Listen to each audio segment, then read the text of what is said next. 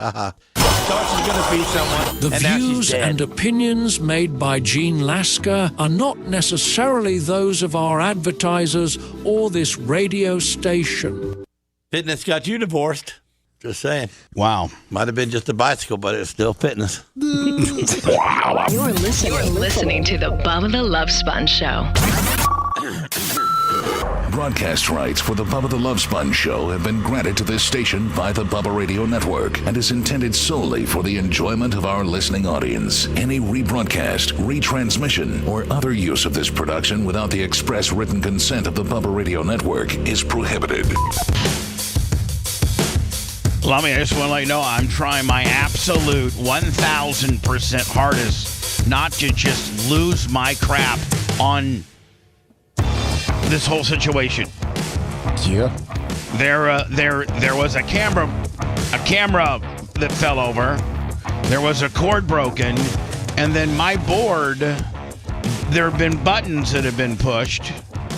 So who ran the board Friday for whatever? I'm about ready to do it. Nobody comes back here and is able to do anything back here. Mandate. I'm about that close from it. Just based on the disastrous opening we just had, which was caused by the fact that somebody took my Air 1 and 2 out of program and put it to the B side. Now, who would do that? I know Cole, when he pulls clips, he might have taken everything out of. So when he pulls his clip, why? Hold on. When he pulls his clips, because I'm guessing he's listening to it so it doesn't go over. What do you mean? That would lead to the fact that he runs the board. He goes up there and he can listen to clips and have them pulled. That's what Why can't he do it? Why can't he do it down there? Why can't he do it from his phone? I will just have him start doing it. I mean, because obviously you see what happens when potentially he forgets to put the button back to wherever he did. I mean, yes. that opening was absolutely disastrous. Yes. No, I will just have him do it from in the back where Macho is, and send me I don't clips. think anybody needs to be doing anything production related to their particular show on the master board. Now, if you want to be on the air from the master board, that's not a problem, because that's what this master board and this position is made for, to be on the air. But to be doing production or checking clips from this position, in my opinion, is potentially going to lead to a problem like we just had. Yes. Seth, you agree? We got to put a stop to it. No, but like this area here doesn't need to be your production area. This needs to be your on this my board. This area is for on air, whatever you're putting on air. It doesn't need to be so that you check clips and that you're doing things like that, because your area used to invoke fear, Bubba. It was like the Bermuda Triangle. I know. No one would dare go near it. Very sacred. And now I've gotten soft. And now it's like a bus stop. Yeah, exactly. It is. I'm afraid to go back there. I know too well. Yes. I like permission to approach the bench, Your Honor. Jeez. I don't go near there. No, you can come here all you want. I'm not gonna. Because you and I are going to just talk. You're not going to get in here and start checking clips and stuff. You don't even know what you wouldn't even know what button to hit. I'm not playing radio guy when I go back there. I'm giving you advice and counsel. Right. Which doesn't require, you to button pushing. That's right. What about the camera that got plowed over? Oh, yeah. Kidding. I mean, let me, at the end of the day, I'm not mad at you. Lummy's running a wild show on Friday. Yeah. You know what, Seth? Thank you. Because, Lummy, this all is on your tab at the end of the day. Lummy. No, it's 100%. I don't know how he broke Lummy, this is all on your tab. Oh, I know. Because it's, one, you participate in the program. Yes. And two, you're the executive producer. Yes. So act like one. Well, that's why I'm going to talk to him. I was in the back. I mean, Colton has been doing here a long time. Has he been troubled lately? Is there something going on in this world? Was he exceptionally high on Friday that he broke a camera, broke a cord, and then I can live with that. Well, but when you alter our ability to get on air, Seth, that's like the kid touching of problems around here. Wow. It could. Yes, it could be. I wouldn't know anything about that. I've never really been the pilot before, but you're the pilot sometimes. Well, yeah, but not. Yeah, I get. You've been the pilot enough to know how important it is. Like if you're a radio personality, the most important thing as you start your day is to make sure that you're on the air. Your equipment's ready to go, and your headphones are plugged in. Your microphone is hot.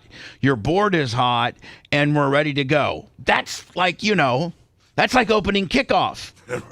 Right? Yeah. You could. I mean, that'd That's be like almost flipping that the would be coin. like this, Lummy. If we're getting ready to start a football game, and the kicker is back in the locker room, still taking a shower. Yeah. But we're ready to start the game. He did text everybody though and said that he did run into the camera. I didn't get the text. Well, I mean, why would he? I mean, He did Macho and I guess Seth, because I was in the back turning off everything, and he came back there. He was taking out the trash. And Oh was my like, God! I bumped into the camera. It was I go, "What do you mean?" disastrous. And us getting on the air was just disastrous. Like I'm back here, I got both pots up. One is on source A, the other one is on source B. So I put the other one in source B, and I have to I'm back here troubleshooting what potentially the problem is, causing me to get way behind on my like the 2 minutes out, Lummy, is then I start going to Facebook, YouTube, Twitter, and start getting us making sure that we're on. I got a little routine going on. Me and Jay are shooting the shiz a little bit. It's just. well, you did think he was Dan for the first 5 minutes of your conversation. Here's the deal. Yeah. I was never told that Dan wasn't going to be here, so I have no idea that Dan's not supposed to be here. And You're not mad, right? oh no, not at all. Okay. So, but I was I was freaked out. So we start. Do we want to redo open? No, screw it. I mean, if you're okay, Mach, your microphone's up. I'm good with it if you're good with it. Well, Yeah, I was just I had a heart attack back here.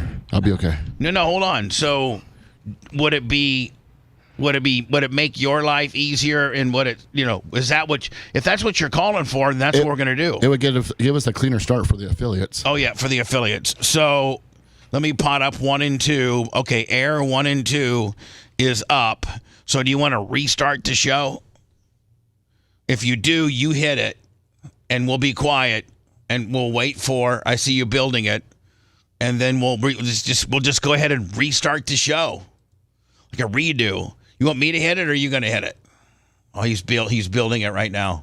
Tell me when you're ready. When you're ready, man. Previously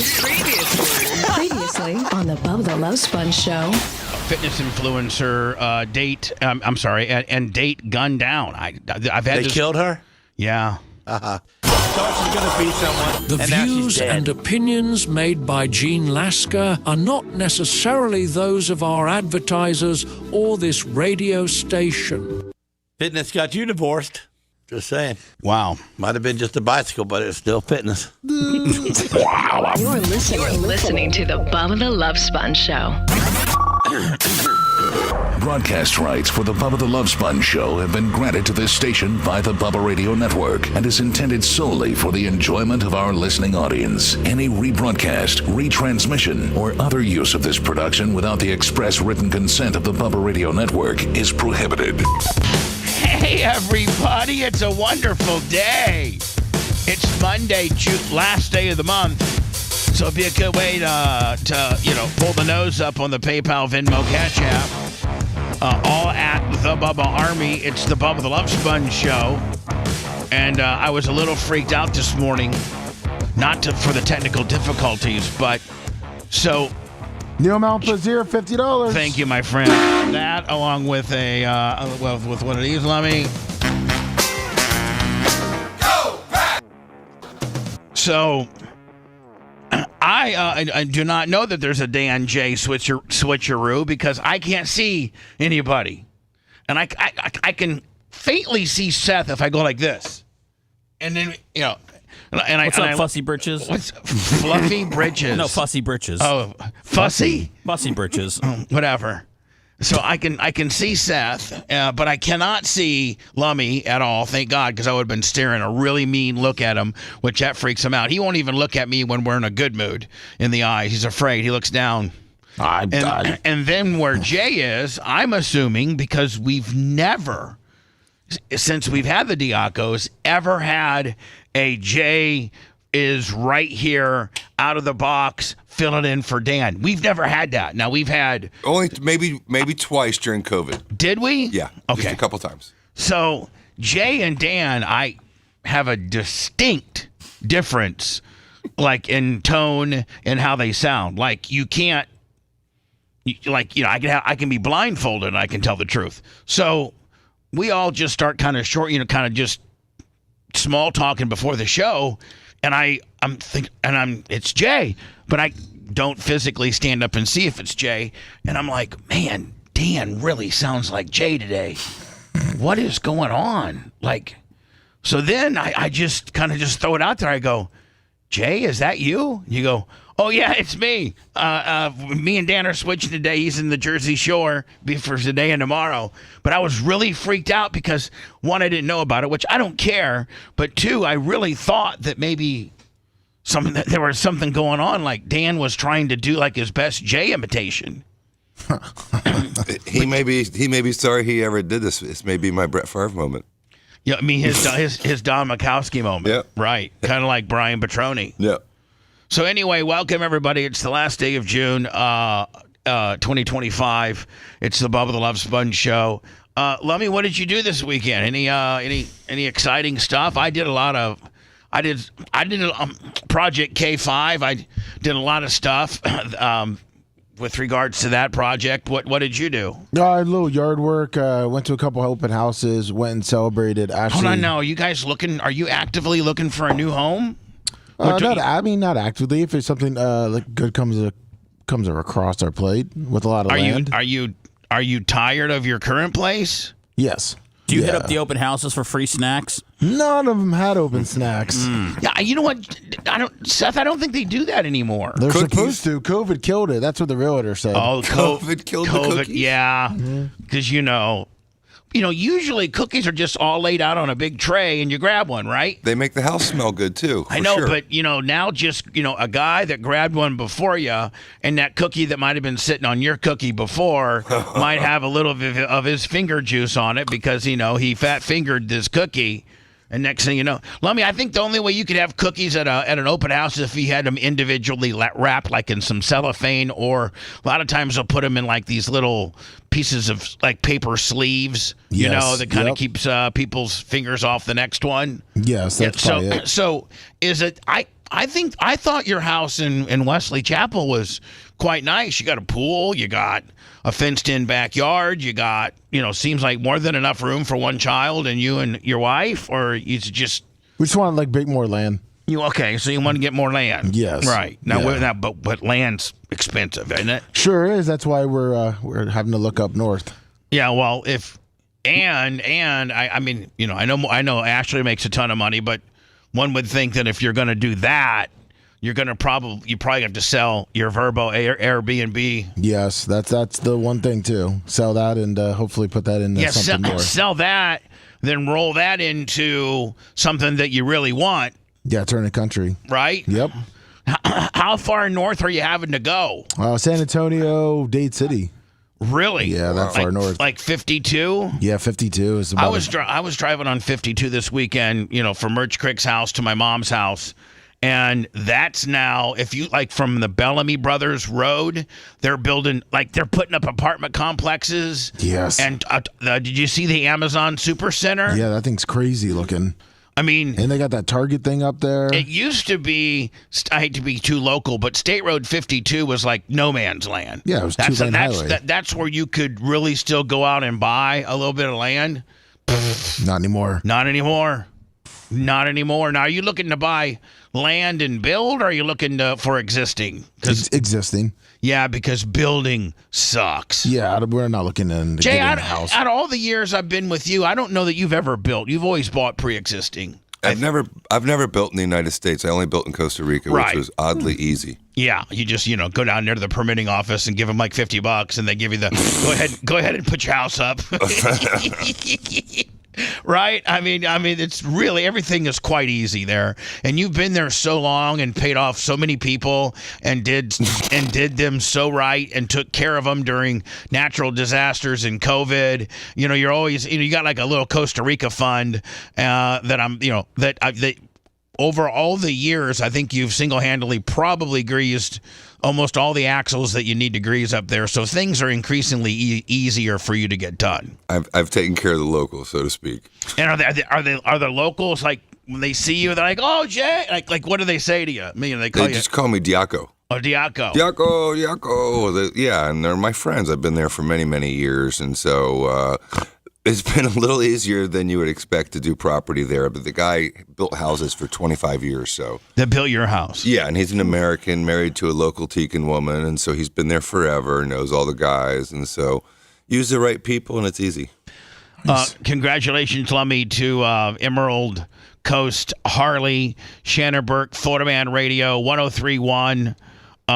Justin Nunley, Gus, I guess their charity ride to help amputees, raise money for amputees that want to ride a motorcycle and the fabrication it costs to do such, which I guess is a lot. I think they had almost 700 or 800 bikes for their charity ride this past Saturday in up in Fort Walton Beach. So, wow. And I guarantee it's the Justin Danger Nunley factor.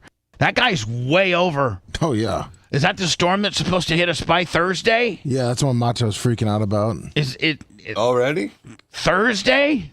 It's supposed to be Thursday, Friday, Saturday. Completely ruining our 4th of July weekend because we're only working. Aren't you going on vacation? I'm a mini one, a 2-day, I like those. Thursday and Friday.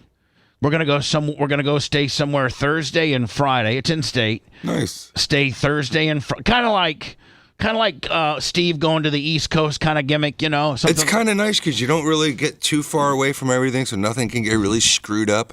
Yeah, and 2 days in a hotel is kind of nice. Yeah. And then I'll be back on Saturday, which will give me plenty of time to recoup and be ready for Monday. So, but Lummy, it looks like, it's going to be pretty much wet the majority of the state all weekend long. Now, is this actually a tropical storm? No, it's not a tropical storm. It's a system. It could form into a system. It gives the weather people something to talk about for the next week. Oh yeah. Is this the way you're going to be all season, Macho? Of course. Macho. We're going to see that like in the thumbnail. It's always going to be the hurricane imprint. No, Lummy was just putting words in my mouth. Okay. Yeah. Trying to get me back for the Colton, I guess.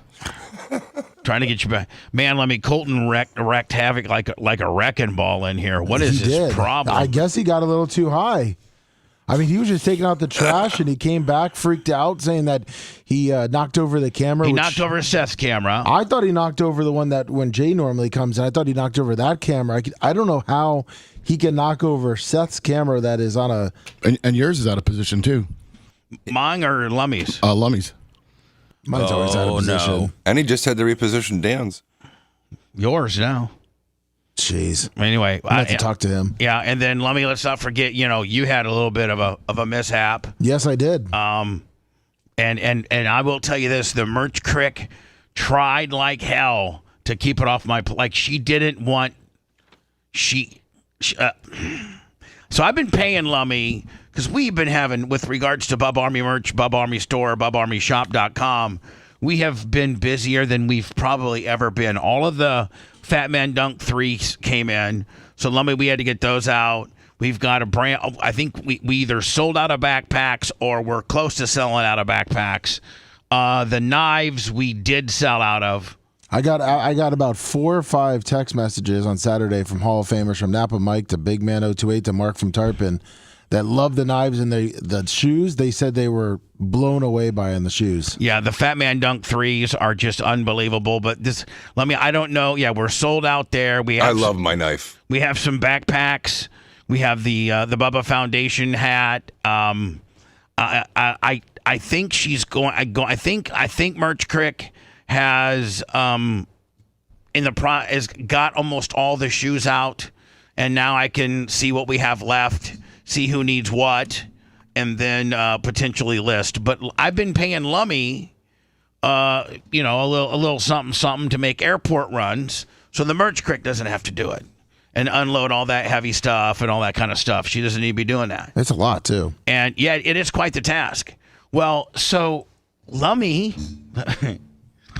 unbeknownst to me, I feel like there's this whole, like, I didn't know Lummy about Colton breaking the camera. I didn't know. Well, I'm sorry. Colton knocking over the camera, messing with my board buttons, and he did break a $30 cable. Oh, jeez. Okay. So I didn't know about that. You did. You knew about it. I didn't know about the cable until this morning. You kept it off my plate. Yes. All you guys, like, kind of have each other's back. I feel like I'm the father. And I feel like I'm Joe Diaco, and I got Jay, Steve, and Dan here all, covering each other's ass so that Bubba Daddy Joe doesn't find out. And I'm sure growing up that you guys had all types of stuff that Daddy Joe never found out about because you guys were all three musketeers and you covered each other's ass. Yeah, until Stevie/Seth throws something in there about, well, God, that was terrible, Colton. I don't know who you probably kayfabed Arlene more than you did Joe. Like, because you spent more time with Arlene, so I got to think that you probably kept things from her, and she was more of an ass whipper than Joe, wasn't she? For sure. Yeah, so, like, Joe could just give you that, son, I'm really disappointed in you, kind of deal. Because he was too busy hooking up with hot chicks and being a doctor, and Arlene was really doing the heavy lifting when it came to the parenting. Yep, every other weekend, Dad. She was the one that would literally whip that ass. If she said, I'm going to get your dad over the bridge, that's when you shut up and listened very carefully. Yeah. So anyway, Lummy, I feel like I'm the father and everybody's like, gathered around, ganged up against me. And you know what? I should be one of the first peoples to know of the Bubba Radio Network. Jay, just much like I'm not going to bring the situation up, but there was a situation that your office kind of kayfabed you on a little bit. That you didn't quite know all the dynamics of, for in fear of you flipping out. Am I not right? Yes. Yes, and it was something that you needed to know, but they just didn't quite. They're like, maybe Jay being out of state, being out of country, and we'll have this all fixed up by the time he gets back. He just doesn't need to know about it. Well, anyway, when Jay found out about it, he took a different approach than what the initial approach was. So, Lummy, I feel as if you guys keep all these little things off my plate. Well, the camera thing, Colton came to me and said, I just bumped into the camera. I don't think that was a thing he needs to text Bubba on, to fit, get the camera back in focus. All right, so let's talk about your thing that the Merch Crick completely covered your ass on, and she begged me all weekend long not to even have a talk with you about it. I'm like, well, if I can't talk to him about it, then, you can talk to me about it. I just can't let it go. It was a mess up. Oh, I figured you knew about it. I didn't know about it till yesterday at 3 p.m. Oh, wow. She has a picture of it too. Oh, of course. I thought you were the one who took the picture. No. Oh. I don't know. I think I was waiting for the call from you. No. Oh. So what happened is Lummy is now kind of the guy who's been taking the packages to the airport with regards to the new backpacks, the new Bub Army Fat Man Dunk 3 shoes, the knives. Lummy one day had 3 loads? Yes. So I don't know if Lummy's inside of his truck is so cluttered that he can't fit any packages in there. No, they were full in there too. Okay. It's just those boxes are so big from the shoes. So anyway, Lummy pulls out of here a little too fast, and some wind catches one of the packages. Next thing you know, there's a package laying on the ground. Yeah, I think it caught the backpack. Laying on the ground, and just laying there. And so, did you go back and find it, or did Merch Crick have to go back and find it? Merch Crick was, I think she saw it like maybe 3 minutes after I left, because I turned on to O'Brien. And she sent me the picture. And so there was crap. So anyway, Lummy gassed it up, and some air hit the package in the back of his tailgate, and took it out. And thank God it was a backpack, because had it been a pair of shoes, it would have probably hurt the box. Oh, yes. Yeah. But it was a back. So, yeah, there's a backpack laying in the road. Lummy, I pay a certain amount of money to deliver things to the airport efficiently. Every parcel matters, Lummy. Yes, it does. Yes, and so now we're tracking down whether this backpack got processed or not. She said that she doesn't think that they've been scanning your scan page like they're supposed to. And so since they're not scanning your scan page, things aren't getting into the system, and it's just a big crap show. It's way different than when she does it, but she can't do it. Yeah, I talked to Merch Crick about it, and she says that there's certain people she knows who to deal with, and the people that have been helping me when I go down there are not the most helpful. Yeah, they don't like us. No, they do not. And I had because to they're change used my to shirt. getting grandma coming down there and sending a letter, one letter.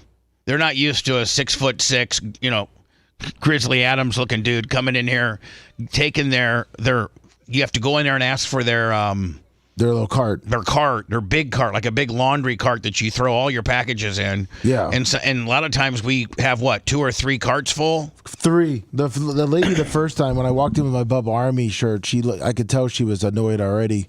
And then she gave me a really small cart, and I had to kind of beg and ask her, please give me a bigger cart. Well, Lummy, so it's important that they scan your page. Yes. Because Merch Crates gives you a scan page. I handed it to her, and I handed it to the guy and the girl the 2 times, and they're like, thank you so much. And then I kind of walk away. And they threw it away. I guess so. Well, anyway, I'll watch it and make sure they scan it. If you could just make sure that packages don't fly out the back of your tailgate onto the road. Yes. Okay, because we're still missing one. And Merch Crick, I guess, drove the airport to the studio route a few times looking for it. So I think we're still missing one. So, I'm not mad at you. Let me get out there today. I'm not mad at you. Yes, Seth, I don't think you could handle this project. This is a pretty tough project. I do a lot. I do tons of packing and shipping. That's right. Oh, you do? But not like the size of backpacks and shoes and things like that. You ship cards. Okay. Well, no, but what I'm saying It's is still shipping. It's kind of demeaning the way you said that. No, I don't. Like there's something holier shipping a backpack than cards. And a pair of shoes. I didn't mean to make you feel bad about. You know what? I apologize. I think you're right. I think you're probably correct. I probably did sound somewhat disrespectful, so I apologize. We all do the same thing, Bubba. We all walk into the post office with a bunch of stuff, and we need some help, all right? And then nobody wants to help us. The only difference is Lummy will lose a package on his way to the airport. That's the post office. They never want to help.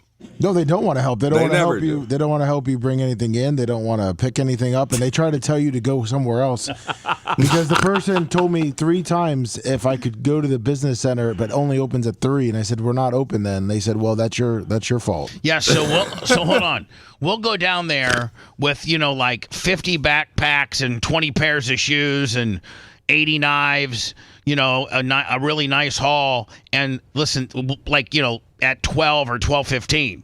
Well, by 3 o'clock, everybody's out of here. We're all out of here by 2 or so. Sometimes it's a little bit later for Seth and when he's got pigmentation, but for the most part, Lummy and the boys are. Well, at 3 o'clock is when the Post Office Business Center opens, and that's where they want us to go. But we're not here at 3 o'clock.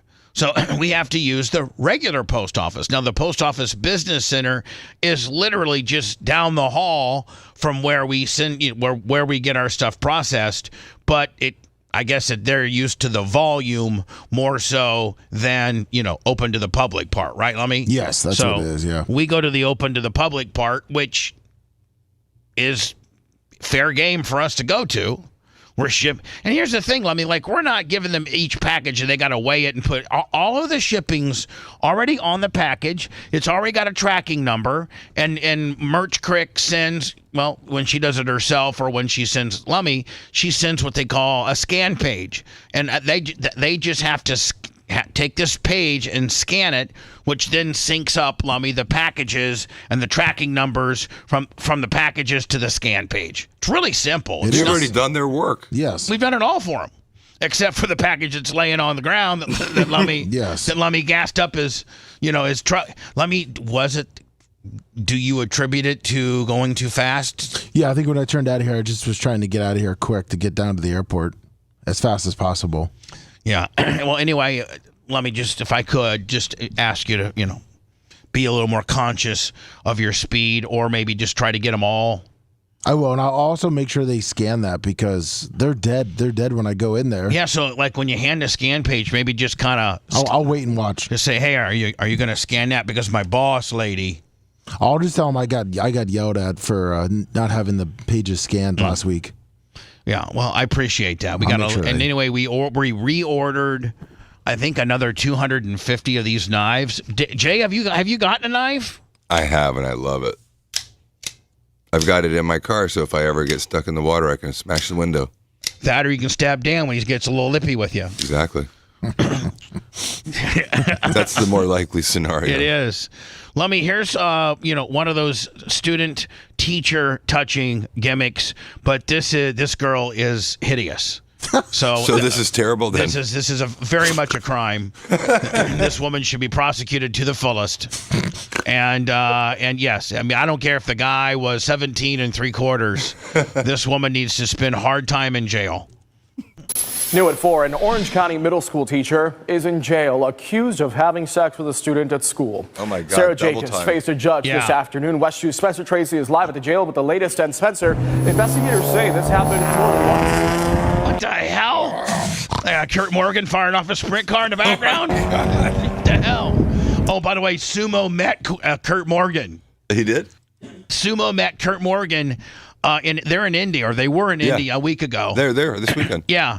And Sumo was at this charity race with Tony and Levi Jones and Ron Capps, and Kurt happened to be there too. And some introductions and whatever, and Kurt meets Sumo.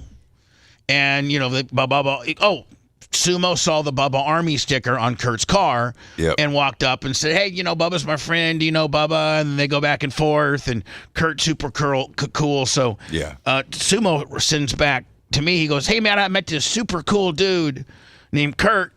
Has a sprint. I go, yeah, it's Kurt Morgan. He goes, the only bad thing about it is I think the guy thinks that I'm just a regular jobber, that I'm just like some fan or not. And I go, he goes, he looked pretty fancy with all of his equipment that he had. Sumo knows. He's been around racing, and he's crew chiefed late models. And good pit looks like. He knows a guy that's running titanium bolts on his Jacob's ladder and carbon fiber and a $7,500 carbon fiber body. Sumo can size up your equipment and figure out what type of budget you got or what type of race program you got. And Sumo goes, God damn, I gotta tell you something. He had some high dollar stuff. I mean, but he just looked like a regular dude. He thought he might have think I was a jobber. I go, let me tell you something about that guy. That guy started out with just him and a buddy busting ass, cleaning up storms, renting excavating equipment and going down and chasing storms. Mm-hmm. Then opened up just a real little window place for exterior windows and stuff. That guy started from as humble a beginnings as anybody, and he's just like you and I. He's just a little more higher price getter done. He's a getter done than you and me. And I said he is the most regular grounded dude that came from nothing, that self-made, was not given $1. That guy, I said, no way would he think, you're a jobber, because because at one time, and he was a jobber. That's right. So was I. I mean, he was a straight jobber. Kurt literally made his initial capital to be able to start Morgan Exteriors by renting a couple excavators and cleaning up these storms that would come here. You want to hear his beginning? He met Cheryl when he was a process server. She was working at her dad's law firm, and Kirk was a process server before any of it. Yeah, but then he got into cleaning up storms. Well, just like you said, he went down to Andrew. Right. He went down with a truck and a guy, and it turned into 2 trucks, and then turned into a small business, and the rest is history. Lasker said that the first storm he cleaned up, he had to go rent the equipment. For sure. He didn't even own it. He didn't know. He didn't. And he was like, I have to do X amount a day to be able to pay for the excavator and the truck and everything. And then after that, I got to pay my worker, But when the people that came around after Helene and Milton, that they weren't government workers, they weren't, people from Peachtree Power. No, They're just dudes in trucks that were willing to help for a reasonable price. They come to your house and say, hey, you know what? For $2,500, I can get all that cleaned up for you. Yep. And you're like, dude, please do so. You take cash? Yeah. And they're like, that's the only thing we take. That's right. We don't have a credit card machine. They might have Venmo, PayPal. Not back then. They didn't. I mean, literally, man, Lummy, we should, the next storm come around, go to Kevin from Sunbelt, rent us 2 excavators. Lummy, Average Joe and Aaron, I got to call him today. He did the nicest. I can't get into it, but he did the nicest thing for me yesterday. Oh, nice. I love that dude. He's awesome. He is such a good dude. That's right, and they say that it allegedly took place at Corner Lake Middle School. Now, officials say... Hold on. Middle school? What age are kids? 12, 13, 14? 13 at the top, 13, 14 in 8th grade. 13, 14. Yep, so it's like... In 8th grade. It's like they sent 10 an email to 14. to families today saying that they are taking these allegations very seriously. Yeah, 13, 14, even hot bitches I can't give a pass to. No, I can't. no. I can't start giving passes to hot chicks until high school. When Trey was in 8th grade, it's like, this is a no-go. He's still a boy. Yeah. You kind of start manning up like 9th grade. You start, kind of manning up a little bit. I mean, what's the difference between 13 and 14, Bubba? It's both wrong. Both are wrong, bud. Why 15? I don't know. I can't. I don't know why I can't give you an explanation that you want, bud. Why are you changing your stance on this? You're very pro teachers hooking up with I've kids. always been like it needs to be 15. And I've it was never only been, hot girls. First of all, it's a hot teacher, Seth, and the guy's got to be 15. At least 15. And so that's kind of the rules. Maybe we've never discussed them. We've really never been open about it. But Lummy, that's kind of the initial parameter. Hot chick, 15-year-old. Yeah, it can't be a beast, and it can't be anything under 15. And now, it can't be a dude. If it's a beast, and if it's a guy teacher, I don't give a crap. I don't care if it's wrong 100%. I don't care. Because men teacher can manipulate female students. That's right. More so than a 16-year-old boy. Spending her summer vacation in the Orange County Jail. Corner Lake Middle School confirms to West 2 she was an employee there. Ms. Jacobs is here pursuant to an arrest warrant. Investigators say Jacobs is accused of having sex with a 14-year-old boy. This all allegedly happened. Here's what I don't understand. There's one of these stories every week in our area, let alone probably every other area that we don't cover. We don't cover Michigan, India. How do these teachers think that they're going to get away with it? And here's the deal. If you can find a 14 or 15 or 16 or 7, if you can find a student that's going to blast you, all you got to do, if you're a chick, unlike us guys who can't necessarily lock in that we're going to get some ass at a bar, if you're a chick and you go to a country bar or you go to a regular bar, it's your control. It's your ability.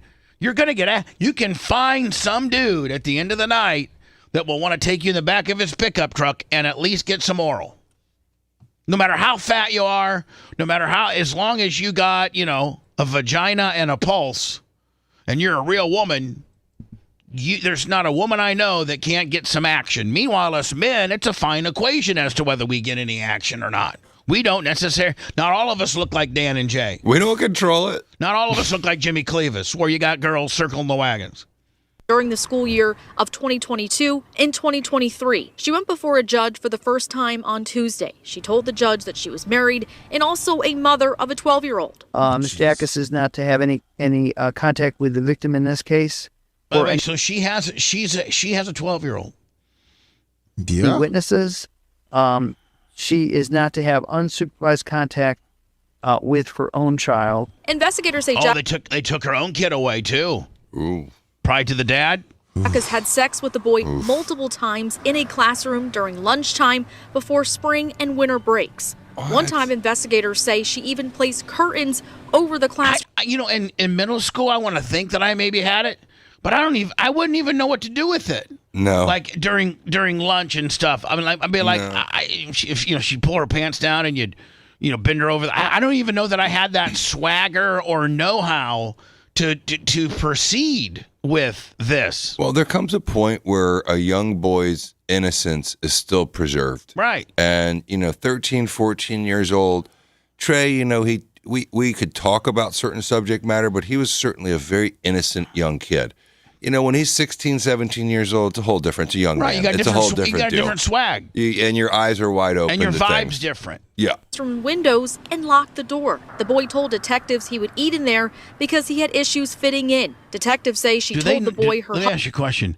Do they number? I'm asking for a friend. Do they number the windows now so that in case there's a school shooting, they can identify, instead of saying, hey, third window down, second floor, south side, which could get really cumbersome. You're in the midst, if you're a police officer or law enforcement, and you're responding to a school shooter, let me see, south side, third floor, second window, you could kind of get your bearing. But if they go, it's windows 01, 105. I wonder. Otherwise, I don't understand why you would number a window other than this might be for school shooting. Because anybody would remember, I couldn't remember, south side of the building, second floor up, third window in. Bubba, you're right. I just looked it up. Emergency response. Numbering helps emergency responders locate doors and windows quickly. Perfect. It can prevent aggressors from easily locating victims. But what a great, whoever thought of that system, what a great idea. As much as we bitch. First floor 105 window, first floor 106 window. Yeah. If I'm a cop and I remember, first floor 105. Yeah, that's I can remember easy. that all day. Yep. Okay, so the bad guy is in, first floor, which would be 01. 105. Everybody 105. Boom. Not second window to the left. Building 7, fourth window from the right-hand side of the corner from the northeast wall. Yeah, I'd be like, what? What a I don't know who thought of that, but what a great idea. They should have had that in Butlersville. Who's fitting in. Detectives say she told the boy her husband found out about the relationship and threatened to report her. She is now facing many sexual battery charges, including engaging in sexual conduct and a relationship with a student. And then I think they usually, I can't believe they didn't, usually they tack on a person in an authoritarian position. That's right. A person that's in an authoritarian role over that child. I think that's a charge. Now, the judge gave her a bond of $19,000 with all her charges. That's nothing. That's it? That's 19, ain't it, Jay? If you can find a bail. Yes. Now, as for her... And there's probably some families that could have that, as their lifetime cash savings. I thought we had real bonds in this state. What the hell is status. that? Now, on the Quarter Lake Middle School website, it says that she was posted as a math teacher. But when reaching out to officials, they tell us that she is not going to be able to go on the campus pending on what comes out of the investigation. Of course, we'll keep you posted on air and online. I'm covering Orange County, live in Orlando. I wonder, I didn't get into it, how probably his mom found text messages or something like that. The son found out and confronted the mom, so it could have been through being at the school. Who knows how he found out, but the mom was confronted by her son. When we get back, we're going to talk a little bit about this guy. Oh. And I spent some time this weekend. I watched a little bit of TV, and I was flipping back between Fox and CNN, and it's just they both have completely different stances on this Zoran. I can't Mandavi. Mamdavi. And they're saying this. He's going to win because, first of all, Curtis Sliwa, he was the Guardian Angels, Lummy? Yes, yeah. And he's first of all, he's the Republican nominee, and I don't know that you even have a chance. Well, they said he may drop out just to get Eric Adams all those votes. Well, they may have an Eric Adams ticket. Then Eric Adams, now does Eric Adams, but see, here's what they're saying. Cuomo has pledged to stay in as an independent. Adams is in as an independent. So does Adams switch tickets to Republican? He may. Or because it looks like those two would cancel themselves out, meaning, Cuomo and Adams probably have similar, audience bases or voter bases, and they could cancel each other out. That's what I was seeing on Fox, is that if both of those, well, first of all, Curtis Lee was probably going to back out, but if Adams and Cuomo stay in, they're going to completely split that vote, handing it directly to this dude, and they're calling him the new Fidel Castro of New York. And I've watched, what he believes in and his ideas, and I'm just like, man, this is bad, and this is, arguably one of the most capitalistic cities in America. It's where it's where capitalism thrives in New York. It's the financial capital of the world. Yes. And I don't know that New York, you could maybe switch some other city to a democratic capitalist society. I don't know. He's a democratic socialist, admitted. Yeah. So, I don't know, man. This guy scares me. Mm-hmm. And they say, Lummy, that I was watching a thing on Fox where they had all these realtors. And there were two realtors, a man and a woman, who said they had closings on multi-million-dollar apartments in the Fifth Avenue area. You got to understand, a dump up there goes for $2 million. Are you kidding me? More than that, I'm sure. Dump, and that both of them had multiple closings last week that were supposed to happen. Done deal, financing done. It's just all about going to the closing table and and going through the process of closing. And there were both of them collectively had two, so it was a total of 4 people that canceled their closing and are moving to, and of all states, and are moving to Florida. Yep. Oh, jeez. Because Florida, Texas, Tennessee, Louisiana. Because they're afraid of this dude.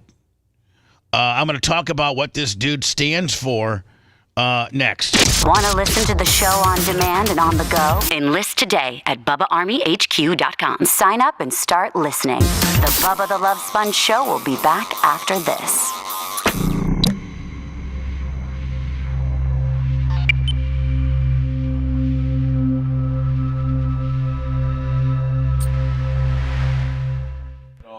Shouldn't play this weekend. Not at all? So there must have been zero viewership. Yeah, there was not a lot of hype. How about the Rays, man?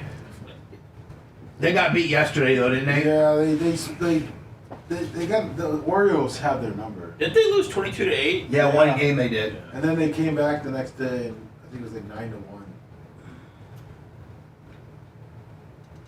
They're still only a half game out. They're still fucking playing good. Going into the All-Star break. Pinkerman, 23, 57 months. Stop and go to Steve, 83 months. Julio Joe, 55. Green-eyed Bandit, 83 months. Thank you, Neil Mounts, Blizzard. Bob Army Tips, Venmo, PayPal, Cash App. All at Devo Army.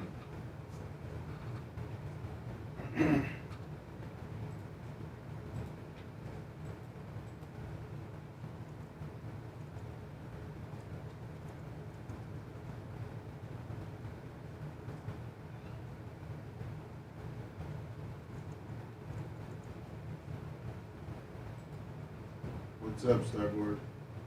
Bart Hutchinson.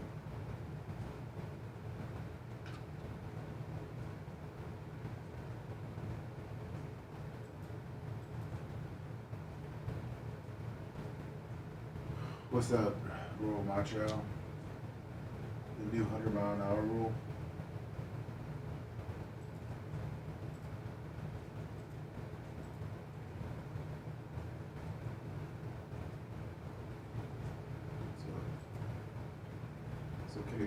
Well, I think we should do the watermelon challenge in the back. Oh yeah. Because once you can't catch them, Well, we're just gonna have the goats eat it. Yeah, it's not like we have to clean it up or nothing. Nope. So I'm gonna have it. We're gonna get some. Perfect.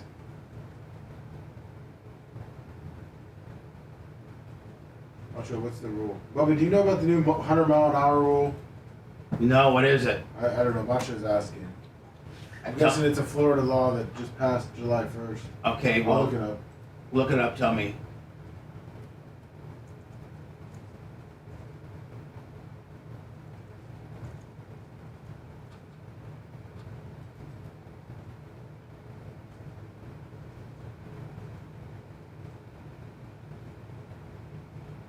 It's considered a criminal offense. You can face up to 30 days in jail and a $500 fine. For what? Driving over 100 miles an hour.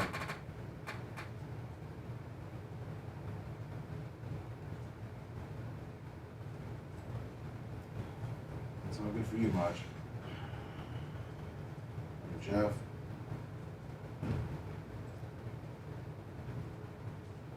What's up, Yenzer? Bald Balls Rana, good morning.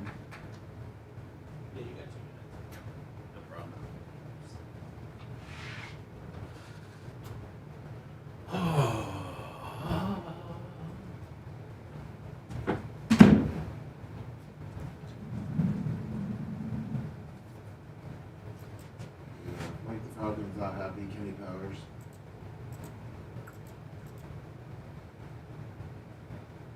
Seth, I started watching it when it first came out, and then I got distracted, but I started reminding the Righteous Gemstones yesterday. Isn't that one of your favorites? Yes. How'd it work out? Well, I mean, I knew the first. I already knew the. I think I watched the first 3 episodes, but I'm just rewatching them. I mean, do you understand it? Oh yeah, I know. Yeah. Is it funny? Yeah, I think it's funnier than shit. Well, I mean, then you're in. Right. Well, you watched the whole Ozark, right? Yeah. All right. I'm rewatching season 4. Well, I mean, you rewatch it from the beginning, or you don't rewatch it at all. I already rewatched it from the beginning. Okay. This week I'm on season 4. Permission to approach. I forgot how. Yeah, quickly, 33. I never watched it. It was like ups and it's like up and down on the fucking how much how good it was. It would annoy you on some episodes most of the time. Oh, really? Yeah. Yeah, Breaking Bad was like that. It was just like, come on, give me the fucking. Yeah. How long remember the name before? It made me not want to. I got that over the watching weekend. it. And I talked about it.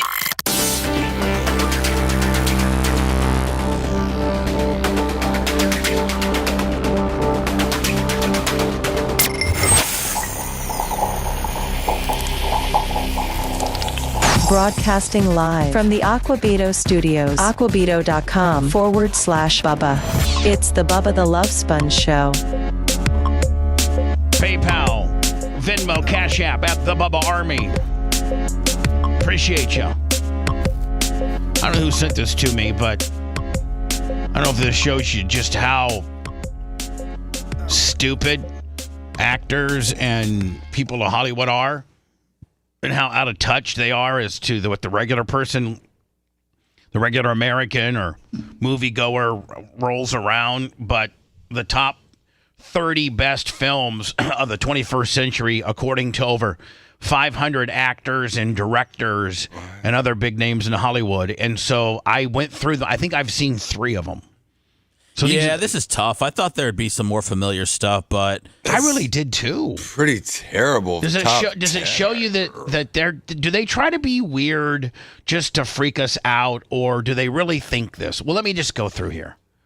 Lost in Translation. I never saw that. Me either. Anybody know anything about it? Is that the one with Bill Murray? Oh, when he was with Ford Coppola's daughter, Francis Ford. Yes, and I still never saw it. Yeah, he was dating an unusually young woman, and it was a weird movie. Number 29, Arrival. Yeah, I think that's the one with Tom Hanks in it. Never saw it. As we go through it, just give me yay or nay. This Lost in Translation seems pretty good. And I'm reading about it. The story follows a fading movie star, Bob Harris, who travels to Tokyo to film a whiskey commercial where he meets a lonely young woman, Charlotte, who is accompanying her husband. Together, they navigate their feelings. navigate their feelings. Yeah. The Dark Knight, I think, which is a I've seen Batman that. deal. Wherever I've seen that. That one's good. That's the one where What's My Face died playing the character. Oh, Heath Ledger? Yeah. Heath Ledger. Adaptation, never seen it. Never heard of that one. Anatomy of a Fail. Fall? No, it's Fall. I can't see. Well, I haven't seen either one. I haven't either. So far I got one. The Dark Knight. The Phantom Thread. Her. Boyhood. I know Her is the one where I think Joaquin Phoenix falls in love with like AI. It's really forecasting what's going to happen in 10 years. The Grand Budapest Hotel. The Royal Tenenbaums. Now, I think every one of us have seen this next one at number 20 and probably would rank it as one of our favorites, one of our top 10. Wolf of Wall Street. Heck yeah. I mean, oh. That's where everyone fell in love with Margot Robbie. Oh, my God, especially the bedroom scene where she's like, Daddy wants to see Mommy's such and such. Daddy's been a bad boy. I have no idea what scene you're talking about. Yeah, whatever. Wasn't he on too many Quaaludes to get it up? Yeah, Yes. yeah. So I'm at 2. Y2 Mama Tanbin? Now, I've heard of the next one. I didn't see it. Brokeback Mountain. I intentionally didn't see it. Crouching Tiger, Hidden Dragon. I saw that one, yeah. Number 16. 15, City of God. Number 14, I think you guys probably have all seen it. I've not. I think it was starring Brad Pitt was it Inglourious Bastards? Amazing. A great movie. Was it with Brad Pitt? Yeah, Brad Pitt's one of them. It's a Quentin Tarantino film, and it's loosed on an idea that someone figured out how to get to Hitler and kill him before a lot of World War II. It's wild. Children of Men. No idea. Number 12, The Zone of Interest. Number 11, I think we probably all seen Mad Max. Go ahead, Jay. I was just saying, they put this one of all the Mad Maxes? Well, it's because it's 21st century. Yeah. Were you going to say, Seth? Oh, the 20. Oh, okay. I was going to say, you don't see some of the movies that are normally on the list, but I didn't know that it was 21st century when you talk about like. So that would be what, from 2000 on? Yeah, but you're like Godfather and Shawshank and Forrest Gump. One Flew Over the Cuckoo's Nest, The Shining. You're right, all the stuff that was really, really good, but was prior to 2000. But didn't Kill Bill and all those movies kind of come out after the 2000s? No, I think those were in the 90s. And a lot of these looks like, or not a lot, half of them are like foreign films. The Social Network, that was with the Zuckerberg story, was it not? Yeah. I saw that, and it was good. I never saw it. But it was the invention of Facebook, and it was invented at were they at Harvard? I believe so. Yeah, they were. So that's 4 for me. Spirited Away, number 8. Number 9. Number 8, Get Out. Yes. That was a huge movie from Peele. Which one was that? Jordan Peele. He does the horror movies, and this was if you see, it's the top picture on the right of the black man. Oh, he yeah. was like, remember, he was like sweating and stuff in the preview and all that. Yeah, maybe not. I never saw that movie, but was it good? It came out in 2017. I didn't see it at all. I heard good things about it though. Okay. What is it? Eternal Sunshine of the Spotless Mind. Yeah, that's an all-time great. Number 7. What? Did you really see it? Dude, I love Jim No, for Carrey real. and Kate Winslet. Dude, For sure? that movie Really? is phenomenal. For I've real. never seen it. Yes. Okay. He gets his. Hold on, I need to write down write that some one. of these Oh, ones. you're not gonna watch this. No, Seth, I might. Like if you're saying it's that damn good, I might watch it. You also said who else said to me? See, hold on. Let me see. Which one did you say also was good? Inglourious Bastards. Yeah, number 14. Would I like number 14? Would I like it? Yes, except the subtitles you may not want to read. Oh, I'm not in. Nope, scratching it off. Well, it's not. Too much reading for me. I did not read. There's some light German, but it's light. There's some light German. Yeah, okay, I'm not, but it's I'm not- awesome. Seth, I'm sorry, I'm not into light German. All right, okay, yeah, I'm sorry. no problem. Okay, so far looks like number 7. Number 6, No Country for Old Men. Unreal movie. That's a good one. Absolutely unreal movie. For real? Yeah. Oh my god. Dude, that It's one, long. It's good though. that one best film probably. Yeah, did a couple of Academy Awards in there. Yeah. Tommy Lee Jones. Number 5, Moonlight. Is that the one with Cher? No, I think that was No, I don't think so. Has Cher been in a movie this century? I don't think so. I don't think she has. I'm not trying to be mean. I'm just wondering. No, it's a great question, and I don't think that she has. The answer's a resounding no. And number 4, In the Mood of Love. I don't know that one. Number 3, There Will Be Blood. Unbelievable. That's Daniel another good one. Day-Lewis, unbelievable movie. For real. Unreal movie. God, maybe I am so behind the times. That one on is me. really, really I will good. drink your milkshake. Number 2, Yes. Number 2, Mulholland Drive. Nope. I don't know that one.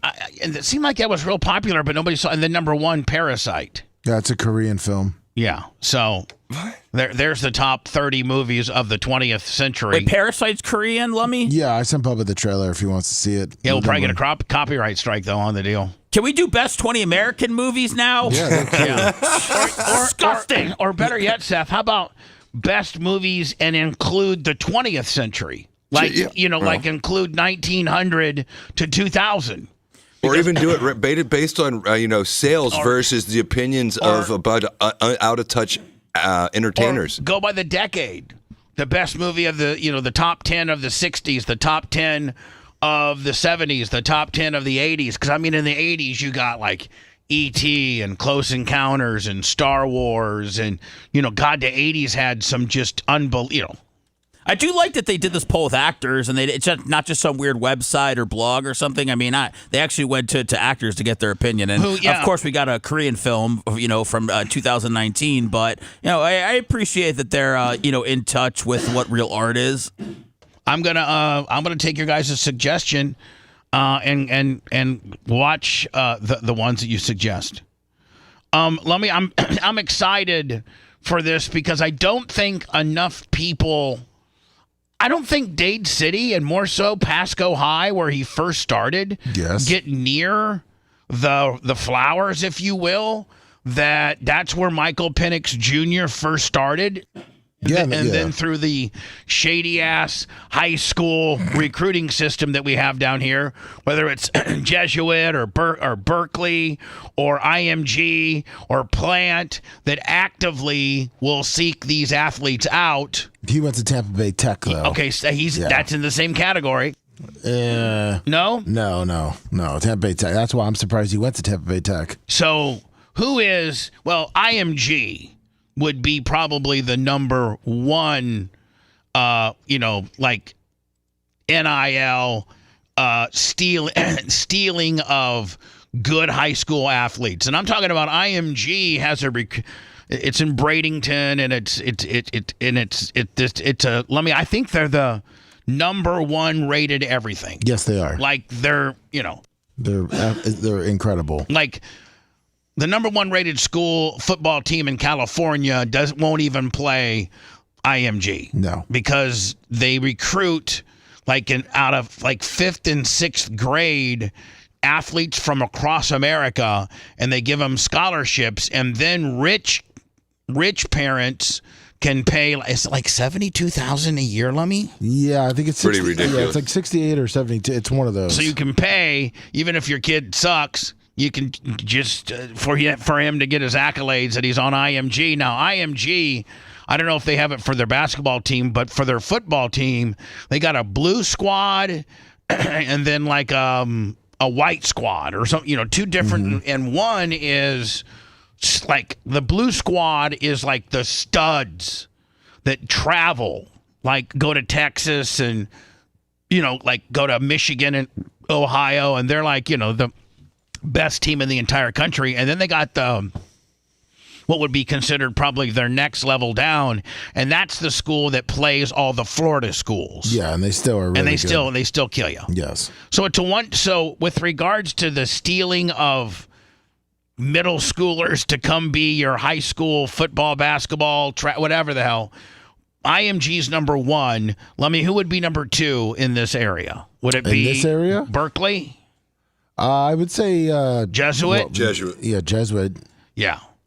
Jesuit's going to be probably number two, and then going down. Jay's got to pay $34,000 for his kid to go to school there. No, Jesuit's it's half that. Oh, it's literally really? a little bit around $20,000. Okay.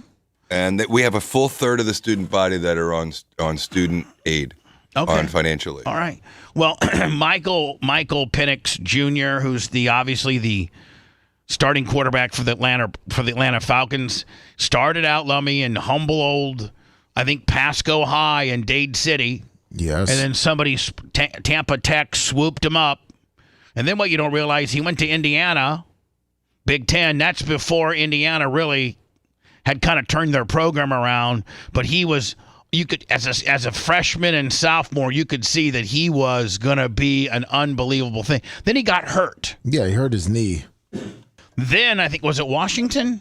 Yes. Then Washington said, well, man, get in the portal and come out here and play for us. And I think he had, an amazing his senior year was amazing, which then caused him to be a first-round draft pick from the Falcons. And I think he's the starter. Yes, That's why Kirk Cousins quit. Pretty much. They went and traded for Kirk Cousins, gave him a big deal, didn't know how good this Penix guy was going to be. And I think, is Kirk Cousins now an unrestricted free agent, or is he still on the roster and they got to pay him like $35 million this year? He's on the squad. Yeah, he's still there. And he's going to be the backup making that.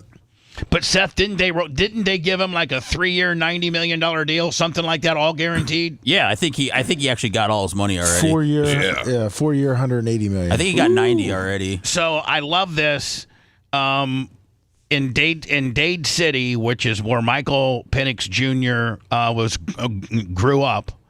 Why do they always put black guys? Why can't this be a crossroad from Main Street?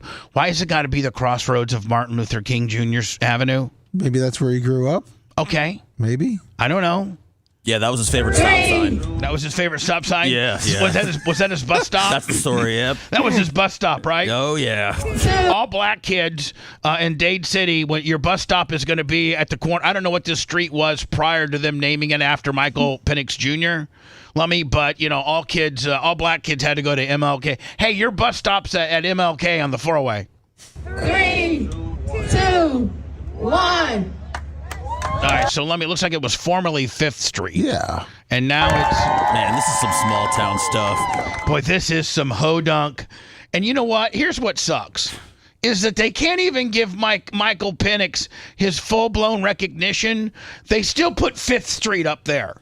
Now, I wouldn't have such a problem with it if they're just going to say, hey, listen, for 1 year, we're going to also keep it 5th Street for people to, not get lost because it's, maybe Google Maps and Waze and what have you still don't have it programmed as Michael Penix Jr. Street, so we're going to put a little 5th Street gimmick up there. But that needs to have a period of time where they eventually take it down and it's full-blown Michael Penix Jr. Street. According to this article, they're going to leave it up for 3 years and then take it down. Okay.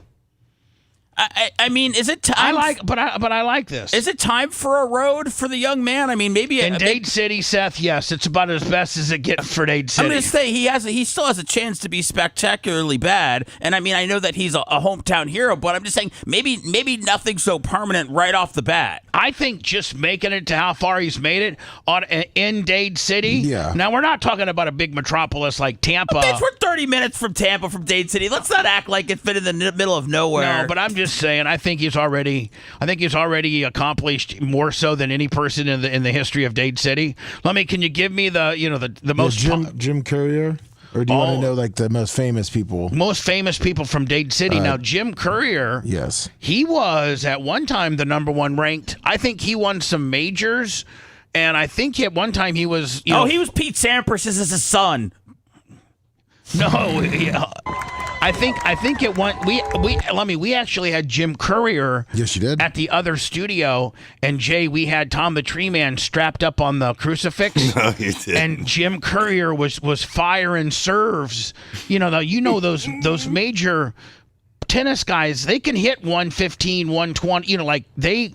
A serve is well over 100 miles an hour, and even though it's a tennis ball.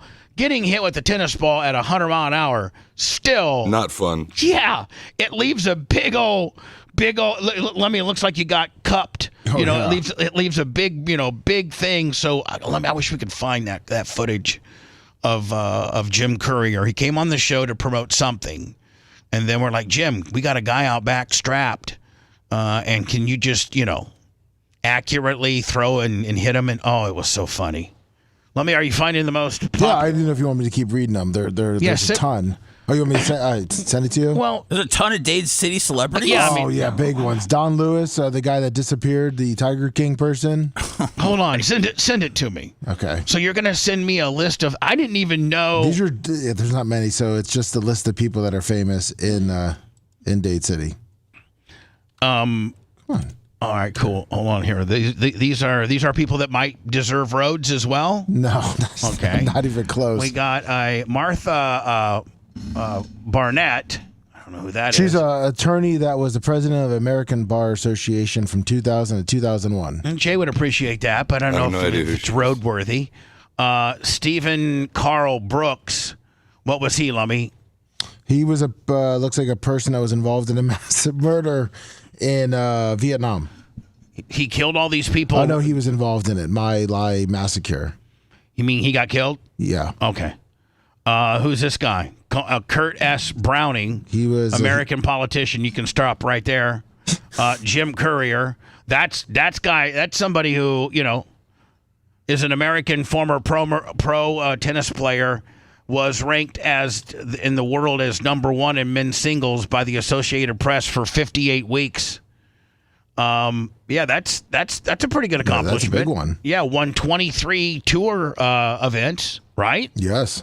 Who's this politician? Oh yeah, keep me off of politicians. Who's Dallas Franklin Eakins? He was a head coach, he's a hockey coach. Yeah, good-looking guy too. American professional hockey coach and former player, had previously served as the coach of the Edmonton Oilers, Anaheim Ducks. That's some pretty good accomplishments. David Eller. This is depressing, man. He's a baseball player. He's pretty good. Does he still play? I don't think so, okay. No. Is a former football safety for the Philadelphia Eagles. Tampa Bay Storm. Yeah, he seems like a journeyman. Yep. So far, another football player. Is he still? I don't think I've never even heard of the guy. I think there's only one intersection worthy so far. Joshua Latrell Johnson. He went to Purdue. Don't think. The disappearing of Don. Oh, is Don Lewis the guy that Cheryl Baskin supposedly killed? Yeah. Okay. He needs a street. He's up there. Yeah. Roy Roberts. Is this the American actor? Yes. Yeah. Oh, he was a big time actor, wasn't he? Yeah. Roy Roberts. 900 productions on stage and screen. And Tommy Stevens, American politician. Boom. So I would say that Michael Penix, Seth might already be the most popular guy ever to be from Dade City. And I know you're going to hate on me for this, but realistically, did you think that you were going to have a road named after you in Warsaw? No. Really? You should. No, I'm not near. You're the most famous person in Warsaw, Indiana. Be too controversial. Not even like in front of your old house. It's too long. I mean, it's Bubba the Love Sponge Expressway. It's the same as like Dr. Martin Luther King. I mean, it would just be CTLS. It'd be MLK. Bubba Clem Avenue. Yeah. Bubba Clem Street. Oh, you're naming it now? Well, no, I'm just saying I wouldn't name it Bubba the Love Sponge. I'm just Bubba. No. Oh. No, I don't think so. The other thing is, before I go into words, I got so many things to get into, but I'm giving Patrick Mahomes a pass on this. I really do. And let me set this up for you. They're at a celebrity golf tournament. Patrick Mahomes is in the middle of shooting. Looks like he's in the rough. Maybe not such a good shot. And he's shooting. He's getting ready to shoot the ball. He's getting ready to take a swing at the golf ball. And a kid right in the middle. Now, literally, Mahomes has a club in his hand. You know, it's not like he's got done shooting. He's putting the club back in his bag, getting ready to get into his golf cart or start walking to where his ball went. And at that point, he's not as busy as he would be when he's getting ready to take a shot. Now, if he would be a little disrespectful or say no to an autograph request at that point, I think it's far more of a dickish move than this. So the kid asks Patrick Mahomes seconds before he's going to take a shot if he can get an autograph. Well, Mahomes says no at that point. And then his dad, I think Mahomes says if I sign yours, I got to sign 1,000 of them, and his dad. Anyway, I'm sticking up for Mahomes on this particular situation. I really don't like when celebrities tell kids no, but there's a time and place for it. There really is. There's a time and place for it. Be like if your favorite baseball player was on the on deck circle, Lummy, and you were and you were literally, you were rich like J. Diaco, and your seats for the game are right there at the batters at the warm up circle, right? The on deck circle. And the guy's in there with the weighted bat, and he's loosening up because in maybe 15 to 40 seconds he's going to be hey, will you sign my baseball card? No, bitch, I'm getting ready to play the game. Will you sign my jersey when you got here? I can't make everybody real quiet. Oh, you can't. You can just make one kid happy out of 100. I'll make 99. That's all right. 1 out of 99. That's at least it ain't 0%. So listen, so literally, look. Dad's harassing him. That's tough, yeah. He's literally, and again, it's not like he just hit the shot and he's got a few seconds to see where it went. Going to put the club back and head that way. This is literally, he's sizing up his shot. Exactly. He's sizing up his shot. The kid asks, will you sign my jersey?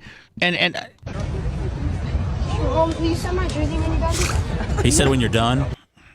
Great. I can't make everybody real quiet. Oh, you can't. You can just make one kid happy. And here's the deal. If you look at the crowd, if you look at the crowd here, there's a lot of people here. Isn't it easier just to sign than to explain for 18 seconds? But the minute that you sign, you open it up. You now have to sign for all of those people. All of these people that have kids are all going to come rushing. I mean, do you? And he's competing. Do you have to sign for everybody? I think if you're in the... Yeah, no, I guess you don't, but... You're going to piss off somebody. Then you got 99 pissed off people instead of 1.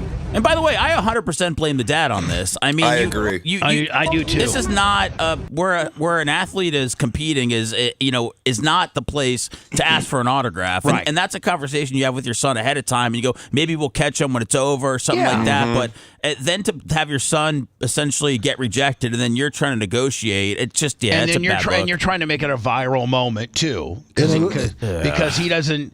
The dad just doesn't say silent and take it. He has to be a smart ass to get that. You can't make one kid happy out of 100. You're right, Seth. It's very much this is on the dad. I do think you need a better excuse though. Like, hey man, I'll sign. Even if you're lying, he did have one. Just say, hey, I'm going to sign afterwards, or I'll catch you when I'm done, or something like that. Seth, you can't really hear it, but Patrick Mahomes said they told me I can't do anymore. I was signing stuff, and they said I was taking too long and holding up the course. Okay. So that's what he said. He explained to them, and then the one kid kept asking for the autograph. That makes sense. I could see the event promoters because you're signing every whole. I mean, listen, got to keep the game moving, and not only that, but you're of one of the most popular athletes in the entire world, and so at every hole, at every hit of at every stop of the way, you're having lots of people that want you to sign, and that does take away from the timing of the event.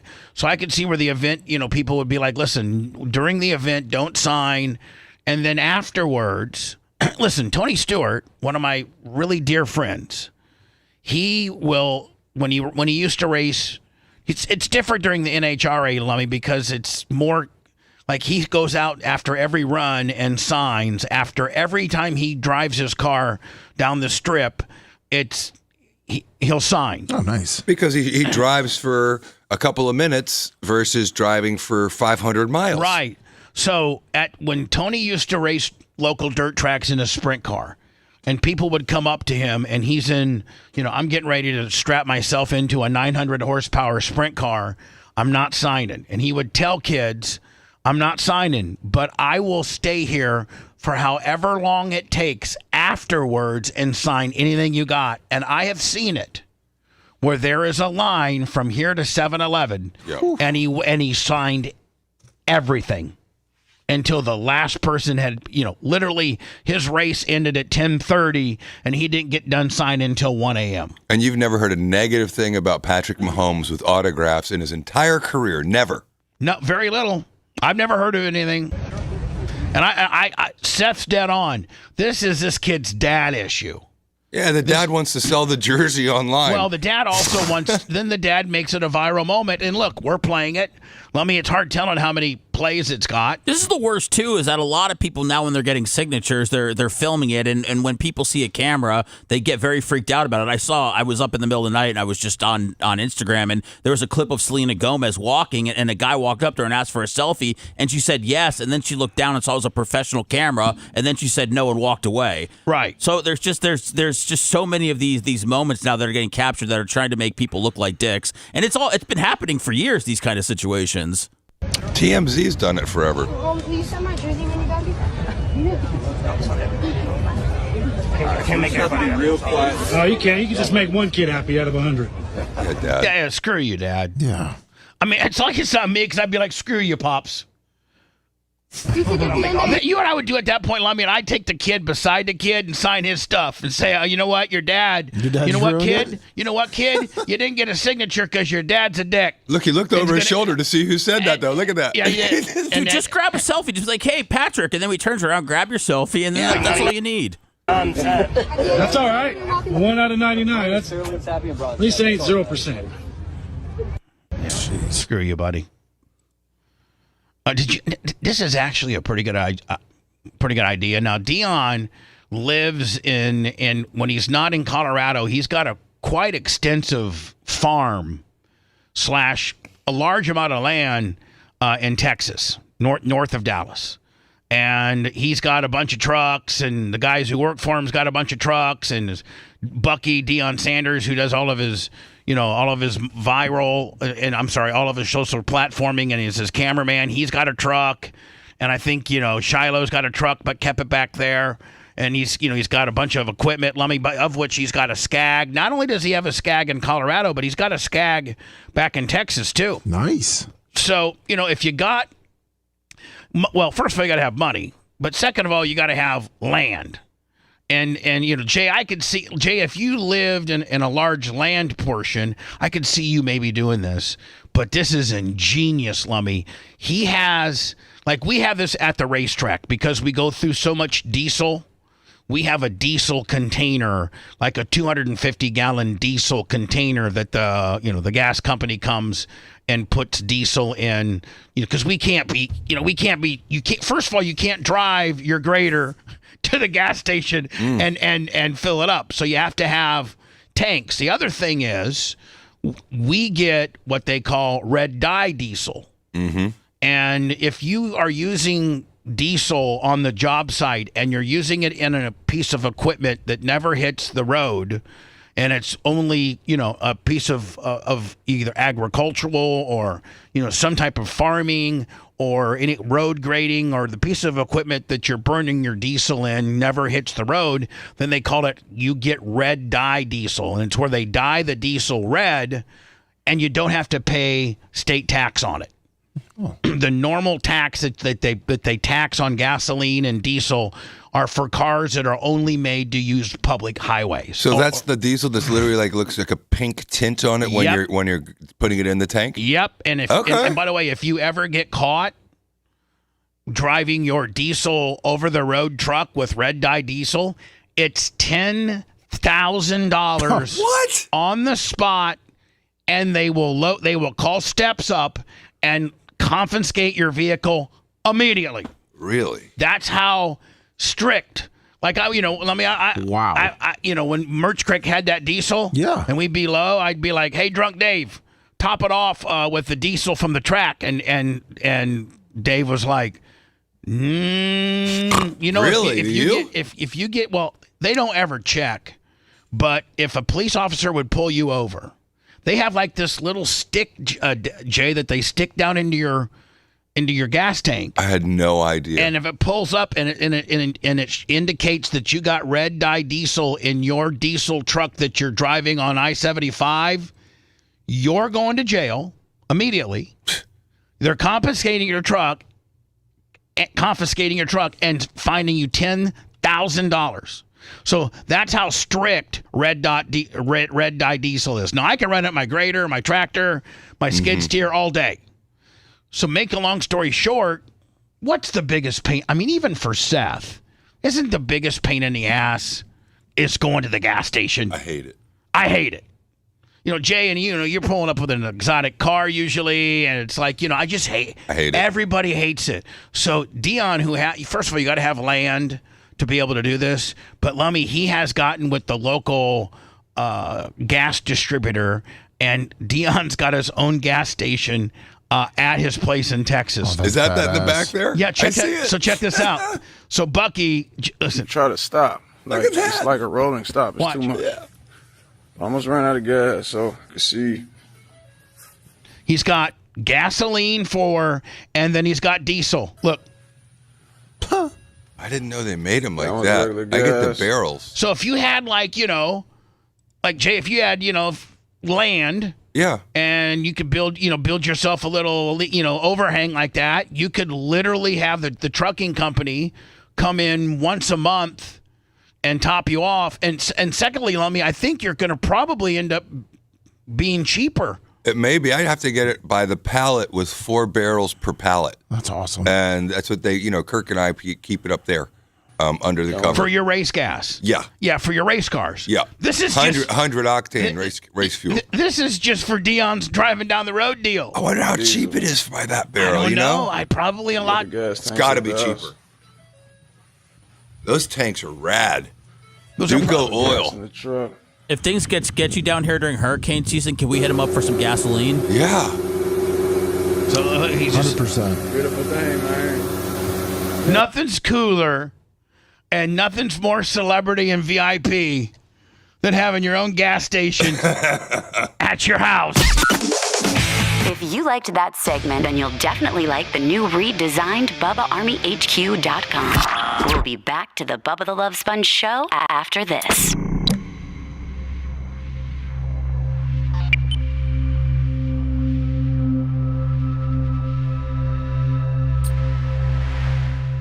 Did you not see it? Yeah, we're on. We're on. Okay. I was gonna say I can send you the link if you didn't. No, we're on. We're on. I'm called Duco. Yeah. DUKO. I think I think down here it's called port consolidation. That's where we get ours. It's called VP Fuels what does us, but I'm just wondering that tank. Yeah, but if you were to have a tank like that, it would come from the port of Tampa. I see. Joe, you got chat. Okay. Up everybody. Morning D. Thomas Gilson. Daryl Swims 9285. What's going on? How's everybody doing? Dan needs a break for a change. I'm gonna give him some time. How are they coming in? It's fun.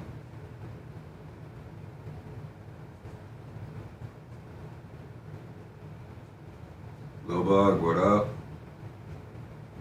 What up, Grouper Lips? Wayne Reed, 6215. Kabuki Jones, what up? Grumpy Old Biker, 1118.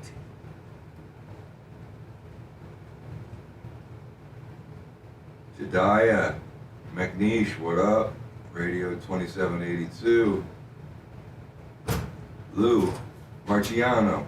Lou Marciano. Hey, Jay, I kind of, buddy. You know what, Jay? What's up? Dan may have fucked himself because I might just go like, Mondays just be you, and then Tuesdays just be him, and that would actually make better sense. Whatever you want to do, Bubba. Whatever you want to do. I want to fuck with Dan. Yeah, I know, you know what though, but here's the deal. 8764. But here's the deal. We don't need to be fucking with Dan right now. No, it's fine. He needs to be fucked with a little bit. No. Today's Motorhead. Dan's a little fragile right now. Dan's a little fragile. 500. Tony Peters, what up? No, I got the rollie on today, Tony Peters. What up, Grouper Lips again? Lou Marciano, that name, man. That could be related to me. I love it. Nick the Gun Guy, how you doing, buddy? Surf Ranch was epic. I got a wave I'm not going to disclose yet, but something that's never been done at the Surf Ranch ever before, and I did it.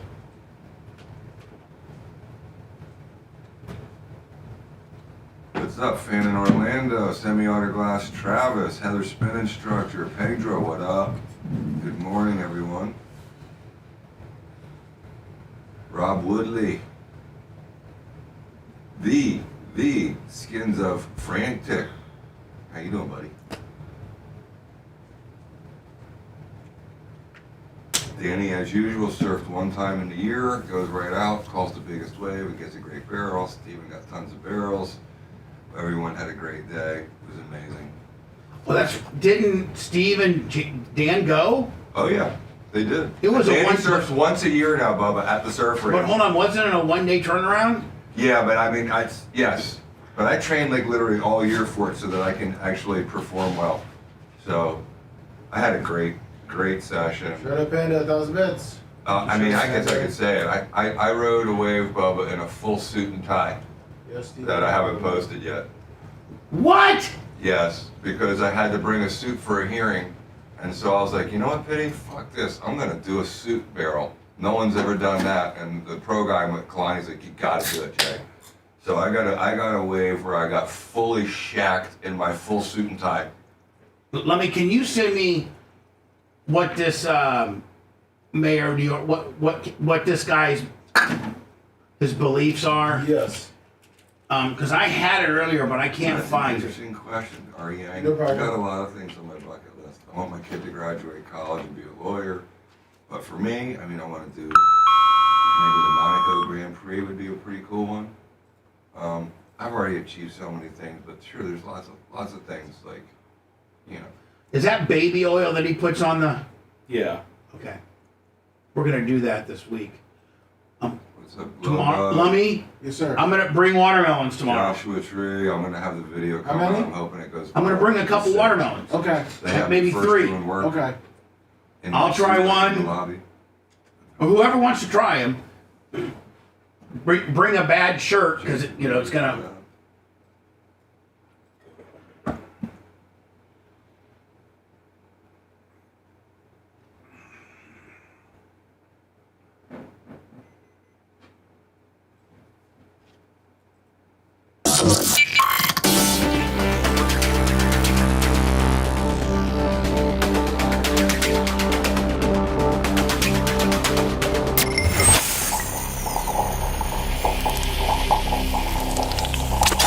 Broadcasting live from the Aquabedo studios. Aquabedo.com/Bubba. It's the Bubba the Love Sponge show. Lummy, I'm gonna go to the wherever and get 3 watermelons. And tomorrow's not our Friday. Wednesday is our Friday, but tomorrow, maybe after the show and before Clem Kush. Maybe you and I can do this, the new watermelon challenge. Perfect. I don't know if this is a TikTok deal or just I don't even know if it's a challenge and it's taken, people are really, really doing it. But I thought it was funnier than hell. And I know, that if we part of doing this is the fact that you're going to have to clean up a bunch of watermelon. If you do it if you were to do it in the front parking lot, now you have a bunch of watermelon that you got to, clean up. But if we do it back by the goats, isn't one of the goats' favorite watermelon? Yes, it is. So Love now, it. and won't they? Even if dirt's on it, they'll eat it. No, they don't care. Yeah, like The whole thing. They down. eat dirt. They eat wires. Like they'll eat anything. They eat anything Except meat. They hate meat. Yeah, it's the one thing. I couldn't get a brand new freshly cooked hamburger and give to them, could you? No, not at all. No, Jay. But a dirty watermelon they like. But a dirt-filled watermelon with seeds, they'll eat the hell out of you. They'll eat your shoestrings before they'll eat a hamburger. That's right. Like take non-meat. Really? Yeah, they'll eat your. They love shoestrings And paper. They love paper. They love paper. Now I see why you don't eat. Lummy, we got a whole new paper shredder system. It's the goats. That's right. Is line 1 good, Yes, Lummy? Okay, yes. all right. Hi, you're on the air. How's it going, Bubba? It's Zach from Eugene, Oregon. It sounds like Joe the Supermarket. What does that mean? Oh boy. And, anyway, what do you got for me, Zach from Eugene, Oregon? What I'm saying is you're putting on a great broadcast. You're doing incredible things. I've been talking with Alex, and I don't understand why there's not a link up there between you and AJ. What's he talking about? He's the one that's booking you, Alex Jones. But it can't get booked. We've tried, sir. We've tried to book with Alex Jones. No, he's friends with Alex Jones. Oh, okay. Yeah. Not friends. I'm not a friend of his. I've worked with him, and he is completely open, and he's aware of who you are. And I see your rise, and I don't see the discrepancy of why you can't get together. Well, we'll continue to try. Lummy has tried, and I'm kind of on hold right now. Who have you talked to, Daria? Yes, the same person that we talked to last time. Listen, I'm probably 4 to 6 weeks on having something to actually talk about. So I'm going to, at that point, that's where I'm going to start reaching out to various podcasters. And they may be reaching out to you. Are you going to do Tucker? Are you going to do Joe Rogan? Are you going to do AJ? Try to do them all, bud. I'm going to try to do them all. Do Ruthless, do them all. Try to do them all. I mean, I'm a true fan. I'm not like a mark or a troll or any of these things. Okay. I'm just a consumer. All right, and we didn't denote you as anything other than being a great consumer, buddy. That might be what you're best at. I guess so. Booking guests isn't for everyone. You're great at a lot of things too. I mean, you give me Daria's info. Talk to Daria. I've talked to Daria for 3 years now, and we just haven't been able to link up. I just texted Daria last night. Listen, bud. We're going. In 3 or 4 weeks, when I have the documentary out and I'm going to start making the rounds to promote this, I'm certainly going to hit up Daria more aggressively than we are now. We don't have anything necessarily to talk about, nothing to promote. I just would be appearing as Bubba the Love Sponge. No, but the correlation between you being canceled in Tampa media and this whole hierarchy of what's going on, and listen, and what happened to Alex Jones, there's a correlation there. All right, but listen, I got to go because we're talking in circles and you don't quite understand what I'm trying to say. The topic that you just brought up will come up when I'm promoting my documentary. Organically, that will come up as well. I don't think I got 2 shots at any of these people. I got 1 shot at them, and I'm saving my one particular shot for when I have something to talk about. Which is coming, right? Which is coming. All right, bud. You keep being a great fan like you denoted, and we love you. Thank you. I think what you had was like an adamant agreement with the guy. He thought you were disagreeing with him, and you were agreeing with him. You were just saying the timing's a little off. We need to wait a minute. But right. I want to talk to Alex Jones and talk about being canceled and all the same things you want to talk to him about. Yeah, there is overlap. I mean, everything he said was valid. His presentation was just kind of hard to. Well, he's impatient and wants it done now, and then wants to take credit for it, and yada yada. I mean, if it comes through his name, Daria, it comes through his name, Daria, dude. Thanks. Lummy, I saw this. I don't know if it's a thing that people are doing or not, but I think it's something cute we can do. And then when if we can or cannot catch the watermelon, as it splats down to the ground, we got some natural watermelon eaters that will love it. And so I'm going to bring some watermelons tomorrow and some baby oil. Perfect. Baby oil. Would WD? What would be better, WD-40 or baby oil? Well, probably baby oil just for the goats. Yeah. It's not toxic. That's true. I'm gonna give him a chance to. You think you can do this? Maybe coconut oil. See your hand. Maybe coconut oil. Yeah, you love coconut oil, so maybe we got a new reason to use coconut oil. Yeah, coconut oil, and coconut oil is like peaches. Not peaches. Damn. Bella loves coconut oil. Yeah, maybe it'll make it better. And coconut oil is edible, actually edible. Right. Rub your hands together, brother. I don't know that baby oil is edible. It may not hurt you, but you're rubbing it all over babies. Gotta hope it doesn't hurt you or have anything toxic in it. Jesus. All right. We're gonna see if he can do this. I love this, Lummy. Right here. Are you ready? Hi.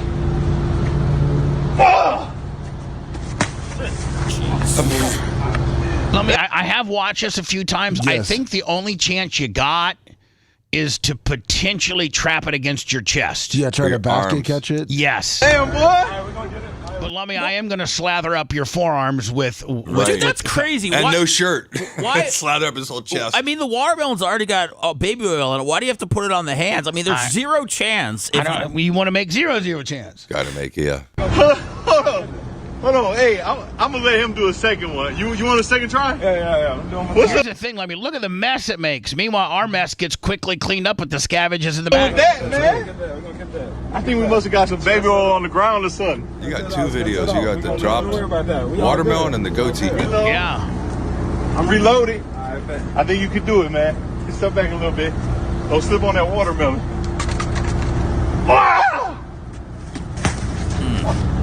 He didn't want it. This the only time I'm Yeah, Seth, I agree with you. I don't know how much the black guy really wants it. He had it in his hands, and he goes, if he said forget it. Yeah. You're right. I don't think he really wants it. No, Is he this like doesn't. setup stuff or is this real tough? Tough? This is just setup challenge stuff. This guy The goes. effort is there. This guy goes around and he hands out just tons of money to people. So I'm that's guessing- one of his The spiels. push, Okay. the effort is there. Ready for this third try, man? I'm rooting for you. I'm rooting for you. You ready? Oh, he tried on his chest there. My boy, listen, man, hold on. Hold on, bro. By the way, Lummy, I'm not giving you any I'm not giving you any cash after you don't do it. I'm Okay. gonna bless you anyway. But here's a gift card to Burger King. That watermelon sent him to the ground twice. But he got 300. right back up fighting. God bless, brother. Sorry, brother. Hey, man, appreciate y'all. You know, Jay, a person could have. You could be successful, have a successful social media platform if you, and it's almost like about 15 years ago in the space that you're in, which is personal injury attorneys, they went and got some investors and they just plastered, and there's one particular firm that you know that I'm speaking about, that where he flips the card and it, he's, by the way, they've only been in one trial ever, and that was a trial in it was. Your dad tried it with him. It was a trial. By the way, I'll just say it's Culpepper Curling. And Brad Culpepper initially was like a junior lawyer for John Morgan, and saw how they kind of marketed. I don't know about the curling guy. I don't know much about that He's guy. a heck of a marketer. He got a good firm. And they got a great firm, but the firm was built upon investors, and the template is you just absolutely inundate the market with advertising. I don't know that, but they do inundate the market. It's my opinion that you just inundate the market with, you and your family drinking iced tea at the swing, and you acting like you're in a federal courtroom, and you throw your business card to a guy. It's all about local and it's all about advertising. It's all about billboards and cable and so forth. And traditional media, and it's not about. It's not about you just won this huge case, it's all about, marketing. And so if you were to invest in a good looking, YouTuber, TikToker or whatever, and you say, okay, I'm going to give you $10,000 and we're going to, do various, on a very smaller level, Mr. Beast type stuff. Yes. And for that, you get X amount of percentage of ownership in the channel for all of time for your investment. Because I need capital. I need 10 grand or 20 grand or 50 grand or whatever. Because, Lummy, it seems like the videos that do the best are the ones that are giving away money. 100%. So it's almost like the social media platform success kind of goes along the lines of these personal injury attorneys who use marketing as a way to get business instead of your body of work or your reputation. Strictly my opinion. And so, It's just all about the money. So, Lummy, when we do the watermelon thing, I'm not going to be giving you any money. Okay. Do you want to give me fake money then, like, so it looks like it? Yeah, let's I got some over here. I got fake money. I got some. I got a bunch of fake money, and it looks pretty damn good. It sure does. The hundreds look good as hell. Exactly. I'll United take it. Strippers of the world right here. So, Lummy, here is... I sent you what his kind of beliefs are. Oh, you it's did? crazy. Kind of breaks it down, yeah. Yeah, he's a pretty progressive, radical left guy, this guy. I'm going to go to words, Lummy, because we're late. And I think that'll catch us up. Yeah, it should. And we'll right get there. into that along with the Idaho shooting. And then we got to get into this Hulk Hogan thing.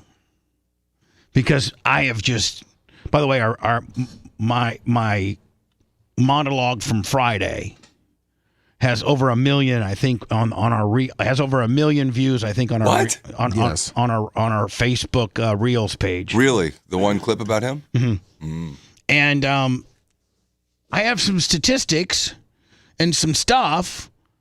I seem to be public enemy number one. What? Whereas, why can't people look at it like, here's a guy that's in the media that is supposed to, like I'm going to report on this tragic Idaho shooting where this active shooter went out and shot firefighters, killed 2 firefighters.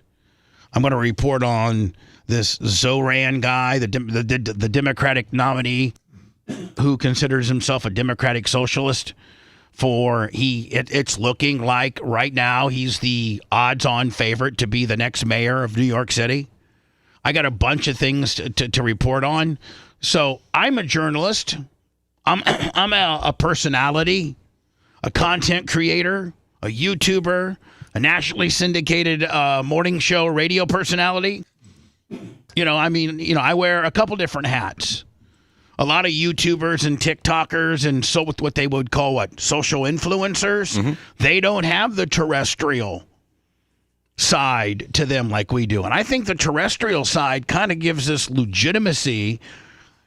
It's harder to be in terrestrial radio syndicated and with spoken word, not just playing music and but spoken word monologue type programming. It's tougher to do that on syndicated radio than it is anywhere. One, because it's a dying breed, and 2, regular radio is hurting so bad that they're turning those into jukeboxes and or AI deals. So on Friday, when I have some very reliable inside information to report about Hogan, why wouldn't I? Has anybody went and looked at just the hate, the hate and the vitriol?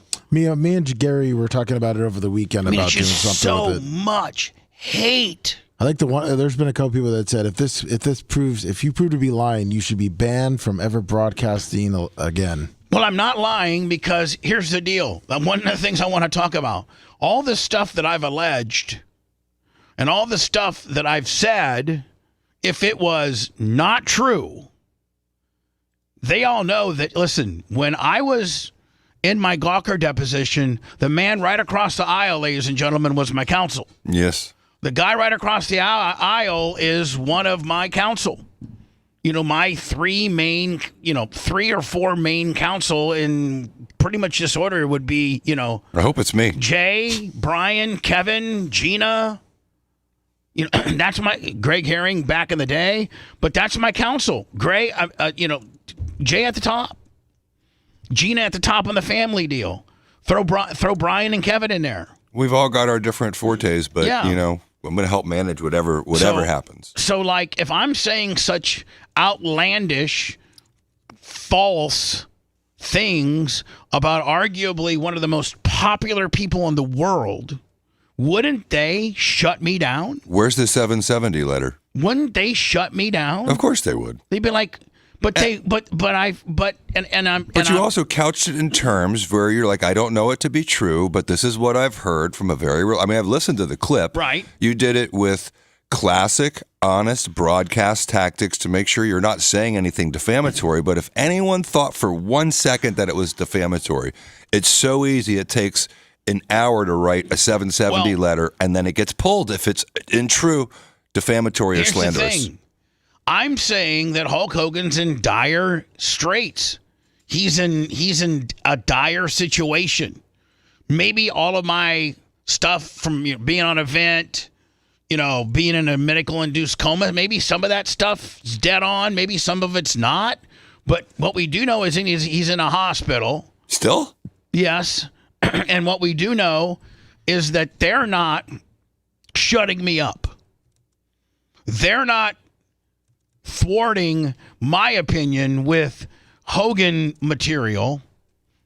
And if you were wrong, you'd admit it first. Yes. And I do have some corrections. There's no doubt, Bubba. If you've been in this game long enough to know that you're going to say and do things that are provocative and upset people, and many times people throw a 770 letter at you, and I didn't do anything wrong. But if you do something wrong, you always make amends to it. So I've caught so much heat, and everybody keeps going back, Lummy, to, Hogan's rep said, they go to TMZ. It's just from 2 weeks ago. Yep. I just Googled it. And who's this clown? A lot of the comments on our Facebook are people that don't know who I am, that aren't familiar with me, and it just came up as a recommendation based on Hulk Hogan, the big viral aspect of the Hulk Hogan's health. And I seem to be the only person that's reporting on what's really potentially going on with Hulk Hogan. Now, we know this. He's not saying a word. He's not posting any new stuff at all on his... And he's very active on Instagram. He's very active on Facebook. He's very active on X. He's very active...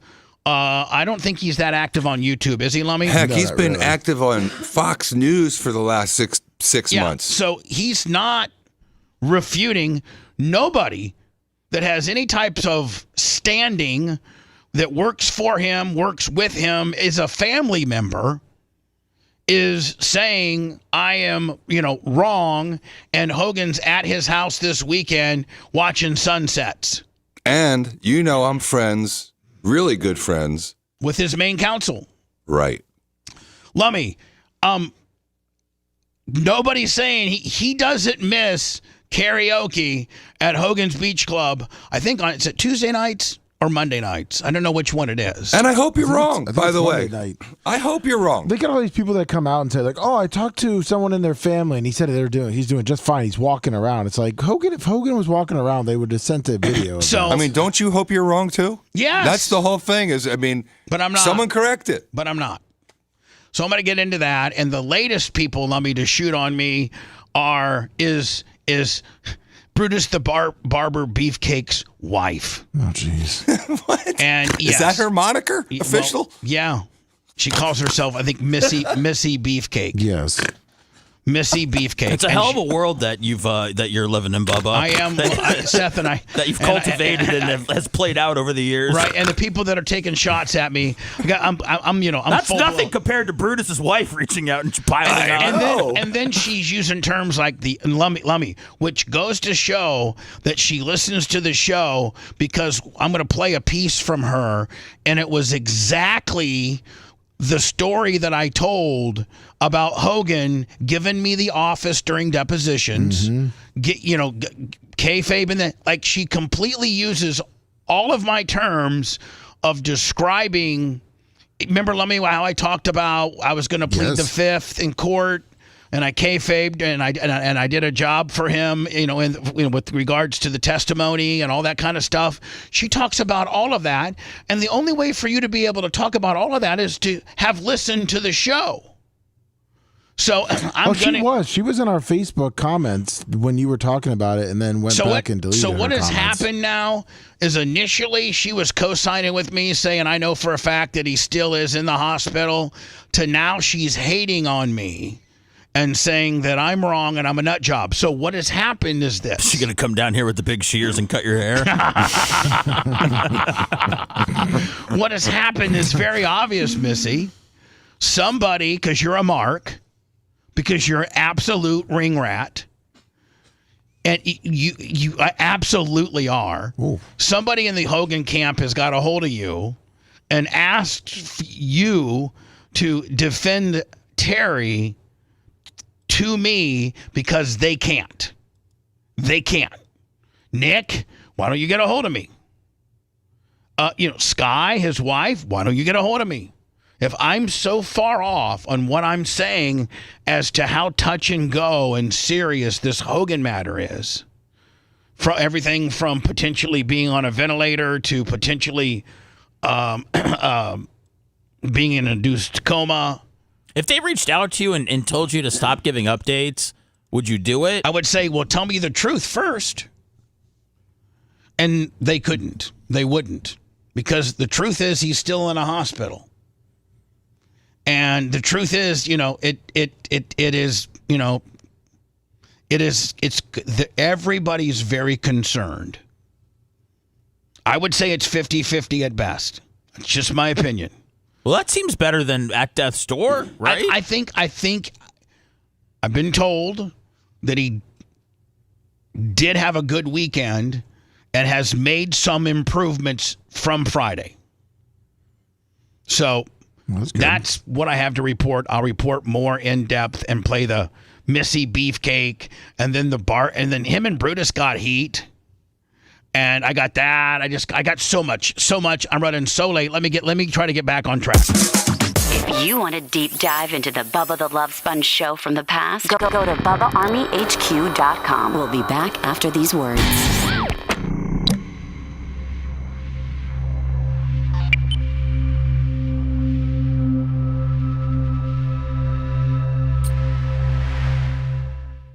They're beefing, right? No, I don't know anything. I only know what Bubba tells me. What? The watch thing? That's why they initially started beefing, Hogan and...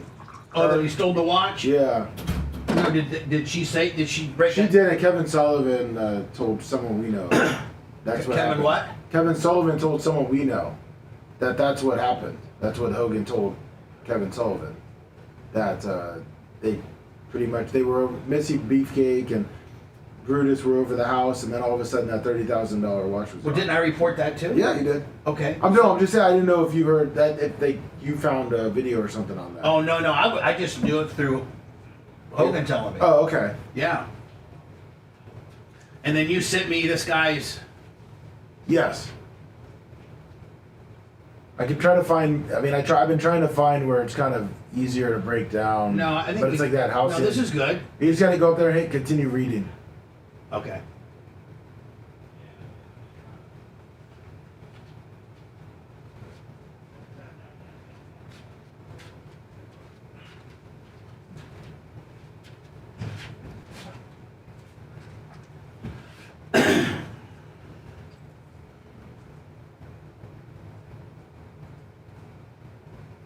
What's up, Airtight Ski Pole?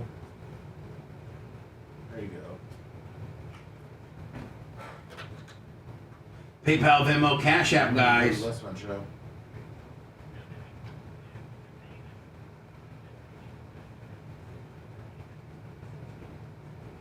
Oh, great.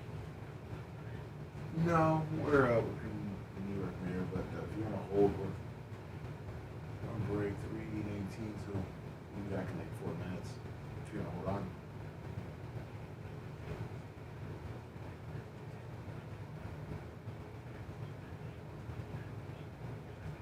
Okay, yeah, I'll talk about it. Alright, just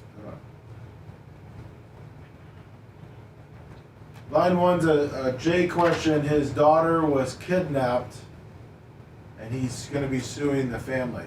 All right, so tell him I got him. Okay. And he's going on the air, so hold on. We'll come to you after the break. That's about 30 minutes, so just hold on. All right, thanks.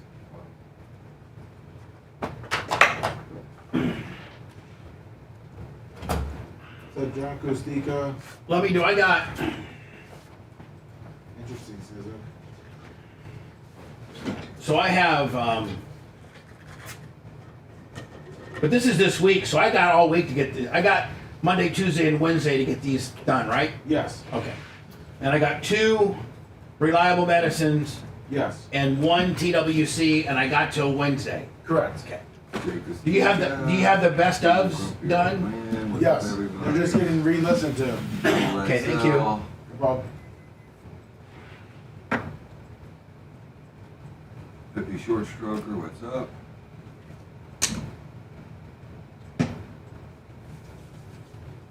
Zolt 71, the show is live. Oh, I fell for it. Mike Hawk's playing too. Radio 11, good morning. That's the big joke. I see. Now I'm gonna have Grouper Lips fucking with me for the next week. Grouper Lips won't fuck with you. No, he fucks with me because of the Mike Hawk thing that he got me so good on years ago. He said something about, I heard that Mike Hawk's opening up for the Rolling Stones, and so I said it like 4 times to Anna, and he just blasts me for it. He gave me an engraved cup that has a Rolling Stones on one side and it says Mike Hawk on the other. When do these storms start rolling in? I don't know. It says Wednesday. I mean, technically it's supposed to be, like today, tomorrow is going to be Lips, fucker. I love just you. normal rain. But Wednesday is supposed to be like 70 or 80% chance of rain. What up, John? What up, Thomas? No name storm fuckers. No, Semi Gosh Travis 25. Thank you, buddy. Nick, you too, buddy. Thank you. Everyone in my office loves that cup. Happy Jasper, Berto Perez. What's up, everybody? Yep, they already came in concert, Snizuki. They got me good. I love you too, Grouper Lips. Irvin Fletcher, $20. My son has it on. He thinks it's the funniest thing ever.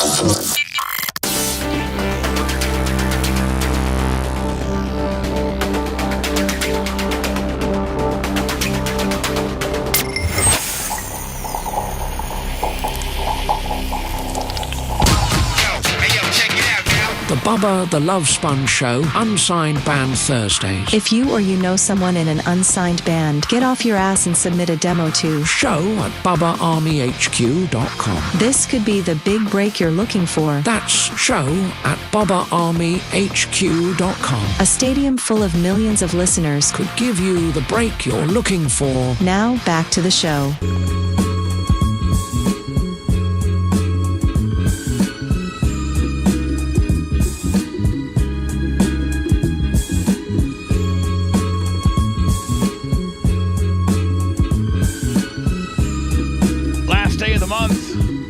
Appreciate y'all. If you want to dig a little deep, PayPal, Venmo, Cash App at the Bubba Army. Again, you can also go to BubbaArmyTips.com. That's direct. Or just go and subscribe to BubbaArmyHQ.com, which is our entire, almost everything we've ever done, and we're downloading new stuff, new old stuff daily for you to either stream or download and have on your device. 2 levels of membership on that as well. Appreciate you. Thank you. BubbaArmyHQ.com. Lummy, I will tell you this. And Seth, I think this, maybe I should. Sir, hold on 1 second. I know you got a question for Jay, okay? So just hold on 1 second for me, okay, bud? Yes, sir. Okay. Lummy, I did have the powers to be on Friday get a hold of me with regards to the account. The bank account that, proceeds from our app, our new Bubba Army HQ app that we're trying to get out.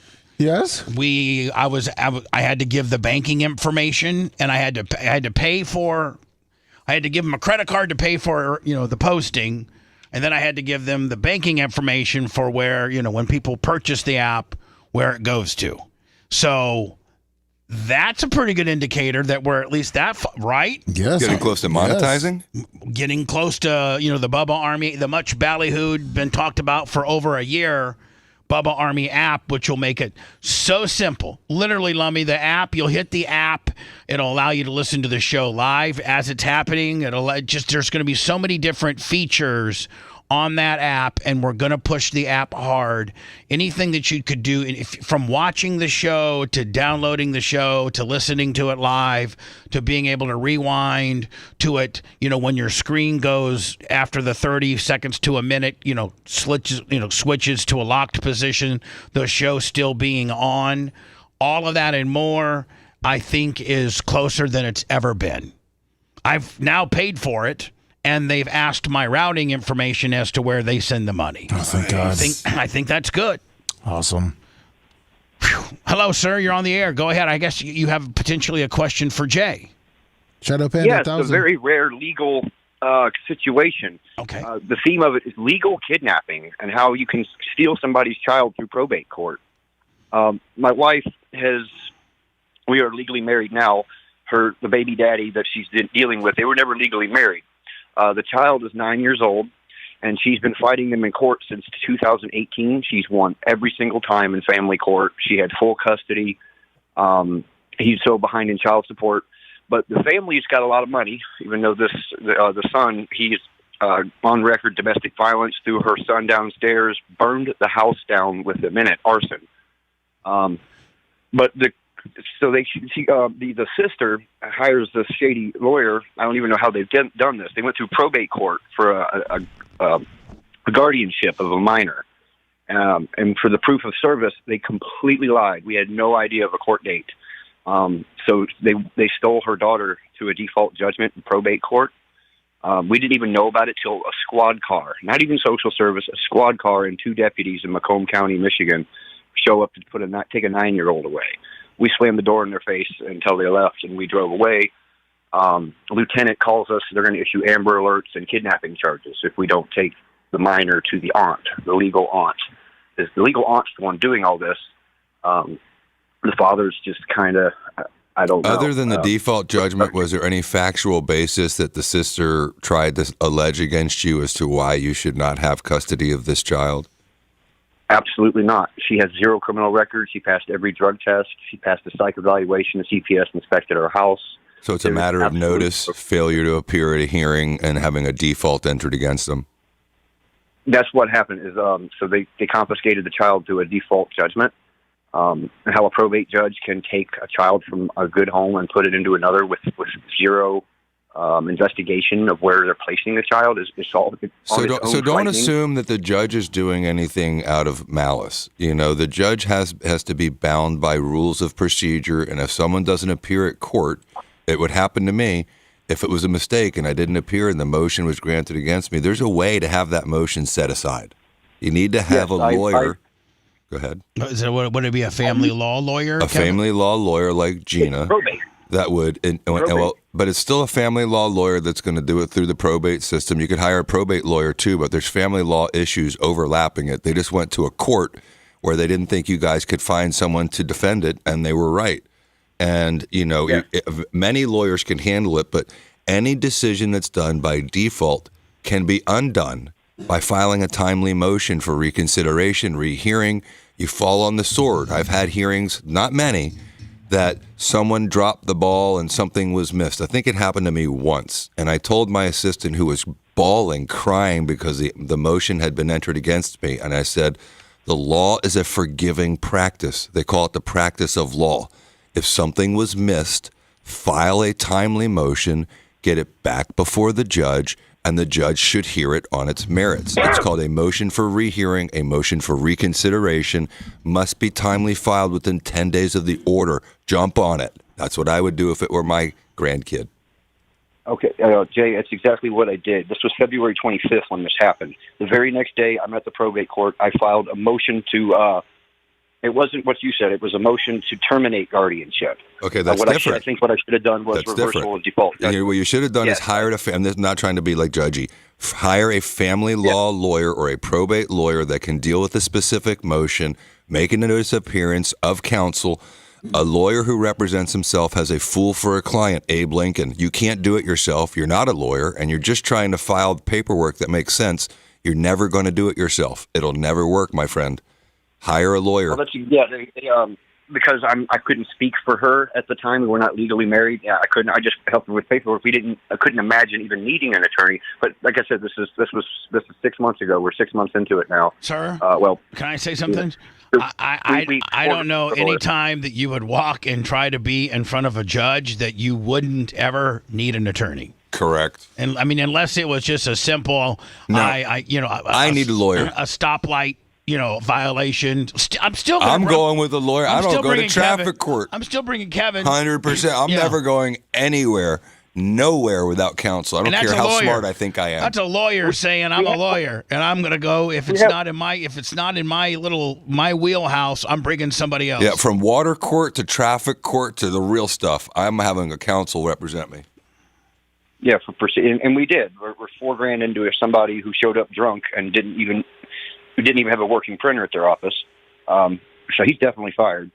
But we went to court, motion to refer guardianship, and they give us all these stipulations with $500 psych evaluation, drug test, hair follicle, CPS inspection, passed all of them, and then they adjourned it, and then they adjourned it again. And what I want to go back to is this proof of service. When probate court, it's the duty of the petitioner to notify the interested parties, and this lawyer completely lied. Like, I'm going through processes to file a bar grievance for unethical conduct and perjury or fraud. I'm not sure how to phrase that. We can't even get the prosecutor to look at this. The address they listed as the mailing the court to, we have him to testify that he never received mail. She's never actually lived at that address. So proof of service issues are not unusual. Bubba and I both know someone who's a very, very close friend of ours that had something like this happen where it was a civil suit and they made an allegation against him that someone died in one of his facilities and they got a $10 or $15 million judgment, paper judgment based on a default. And they're in years of litigation to undo it. They found most likely that a process server may have fabricated a service document. And you know what? No one's going to jail. It's going to take years and hundreds of thousands of dollars for him to undo this default judgment where they claimed they got service upon him or his brother or one of these other guys. And so all I can say to you is fight that fight. Hire the right lawyers. You can overcome a default judgment, but you may be past the time. It's got to be timely filed, man. The law is very strict on time.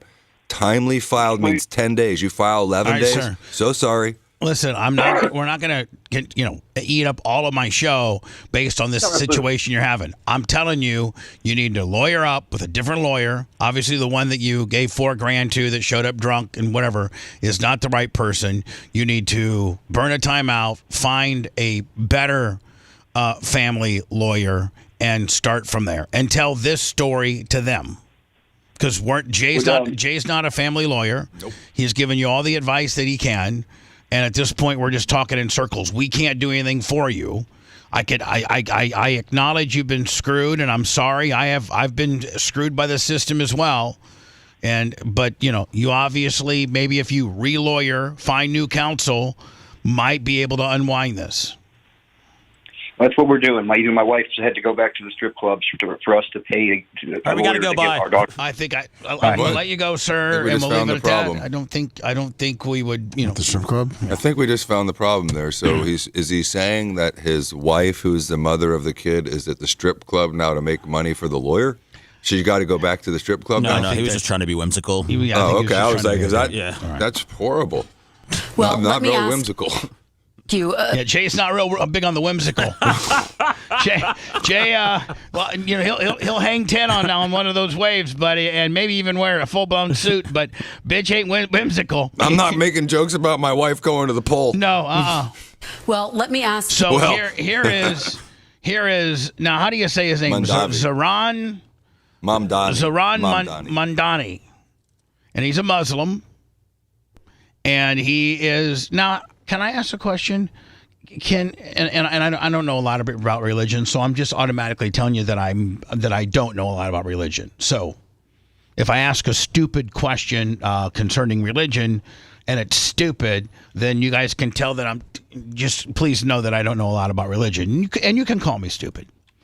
But if you're a Muslim, does that mean necessarily that you believe in Muhammad and Islam is your faith, or can you be a Muslim and be Christian faith? You can be a Coptic Christian Muslim for sure. So when he talks about God, but he's not a Christian Muslim. Okay, so what type of Muslim is this guy? Do we know that? And when he mentions God, he, in my opinion, refers to God in a way much like what a Christian, or a Christian-based person would say about their God. And I think that it's a little bit like, why hasn't anybody called him out on it? Saying, well, you're Muslim. I think you have to be very difficult about the way you say it, but I think he's Shia Muslim, pro-Palestine versus pro-Israel, and so he's like on that side of the aisle. Which I don't know what that means. So is he going to be attending a pro-Palestine rally, or is he going to be attending a pro-Israel rally? He's a pro-Palestine from the river to the sea type of politician. And that guy might be the next, it has statistically looks like he might be the next mayor of New York. Yep. My God. New York will be it'll be in flames. And he said he wants to freeze rent and he wants to increase rent. And here's what he said. On the whiter, richer neighborhoods. Is that not racist? Yeah, hold on. Well, let me ask you about what Donald Trump, the president of the United States, has had to say. He's had a lot to say about your campaign. He called you a communist. Because he's the president, I want to give you a chance to respond directly to him. How do you respond? Are you a communist? No, I am not. And I have already had to start to get used to the fact that the president will talk about how I look, how I sound, where I'm from, who I am, ultimately because he wants to distract from what I'm fighting for. And hold on. I don't think that it's just the president's going to ask those questions. I think any potential voter in New York that you're going to potentially represent has the right to ask all those questions. Well, Hakeem Jeffries and Chuck Schumer have not endorsed him. I'm fighting for the very working people that he ran a campaign to empower that he has since then betrayed. And when we talk about my politics, I call myself a democratic socialist in many ways. And here's the deal. And then you use Martin Luther King and said that one time he said that. But you call yourself that, but it doesn't make sense. Well, he's no MLK. But it does. You call you're a democratic socialist. It doesn't make sense. I don't think you can be that.